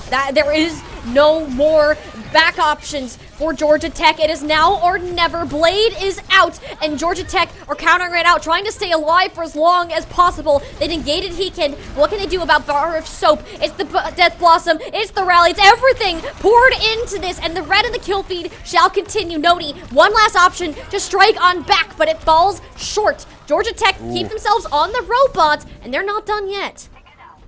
They had to duplicate as well just to try to make sure they could secure the fight, so it's going to be coming down to the neutral here.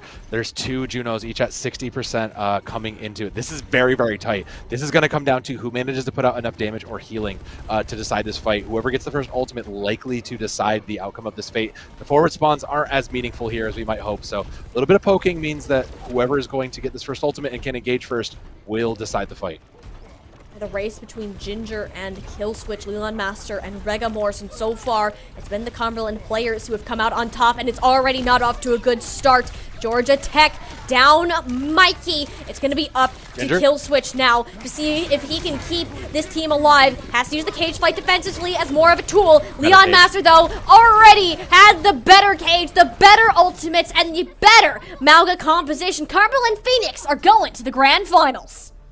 Ooh, I could talk forever about how the minute placement of that last fight decided everything. That cage was just slightly offset from the side of Cumberland, just enough that they were actually able to benefit from the cage being in position. You really have to make sure you position those. You know, as much as we like to say that Mauga and Reaper are pretty low skill, there are some very minute micro things you have to pay attention to become just a bit more successful. And that was the difference maker, just the shield falling in a slightly different position to actually block the damage. Well deserved. Yeah, Cumberland have worked so hard to be a top-level team, and this is kind of something that you see, is that the teams that are at the top, they're like, okay, we're here, we're cool, we can kind of chill, but Cumberland, they're out for it. They've never tasted that glory, and now that they see themselves in a position where it's reachable, they've poured everything into preparing for this match, even using part of their pause time in the middle of maps to make sure that they're all on the same page and can prepare properly for the challenge that lays ahead. I think Georgia Tech, other than Arcadia, is the best team in this bracket. And the fact that you managed to 3-0 them on your way to a grand finals sets themselves up well, heading towards these Division II grand finals later. Yeah. I mean, I think you nailed it back there, is that Cumberland absolutely are making a case that they are going to move up. They want to move up into the next bracket. They want to go to Division 1 here, and a win would be the crown jewel on that statement of just we should be playing with the top of the top. So they will go on and go into the grand finals overall, which will send Georgia Tech down into the losers bracket. They thankfully will get a little bit of a reprieve. They'll play the winner of Arcadia and Converse Gold, who we saw a little bit earlier. So still some tough teams ahead, and considering Georgia Tech did have to play all 5 to get Arcadia, I don't envy them. They are a good team, but to have to try to beat the #1 seed twice to stay alive is a incredible ask. Yep, it's not going to be easy, and that's why this match was all the more important. Cumberland were prepared for, and perhaps even had a little bit of a long-held grudge between these schools. Oh, yeah. Fun fact, actually, last time Cumberland and Georgia Tech played each other in football was back in 1916, which was an infamous game to have, because you know why? It is the game with the highest difference between score. Georgia Tech won 222 to 0. In that time. Cumberland came back. They 3-0. Granted, it's not by that same margin, but it's still a shutout. You know, you got your revenge well over 100 years later.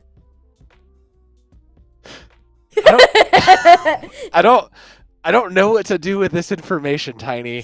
I do know Georgia Tech is good at. I say no. It's very interesting, but I do think that tells you that hey, Georgia Tech is very good at football. They still have a lot of growing to do in regards to esports around, right? But that's not to say they're bad at it. Let's not to say they're bad. They're in Division 2. They're playing well. They beat the #1 team, and let's remember Cumberland's a top 8 in the the homecoming squad. They have seen some high highs here. So to even give them as close as a run, like. This is like it's a trite thing to say. Like a lot of people hate it, but like the 3-0 really doesn't show you how close this game was in a lot of these moments. This was a fairly back and forth game with just the Cumberland Phoenixes just kind of just outperforming them in smaller ways that you'd really have to watch the game to understand. Yeah, it is so impressive that the work that this team has put in, especially with their coach Osiren behind them, and I'm very excited to see where they can go. Both teams, though, will have a very long break heading into it, as Thanksgiving is just this next week. We won't have any more NECC action until the first week of December. I know it feels so far away. I'm going to be sad until we get there, but I do hope everybody has a great holiday season and guys, nice and safe, so we can see you back here in 2 weeks for the continuation and the end of our NECC fall season. It's been Tiny Shiny on Sam on Overwatch, and we'll go ahead and see you again soon. Take care.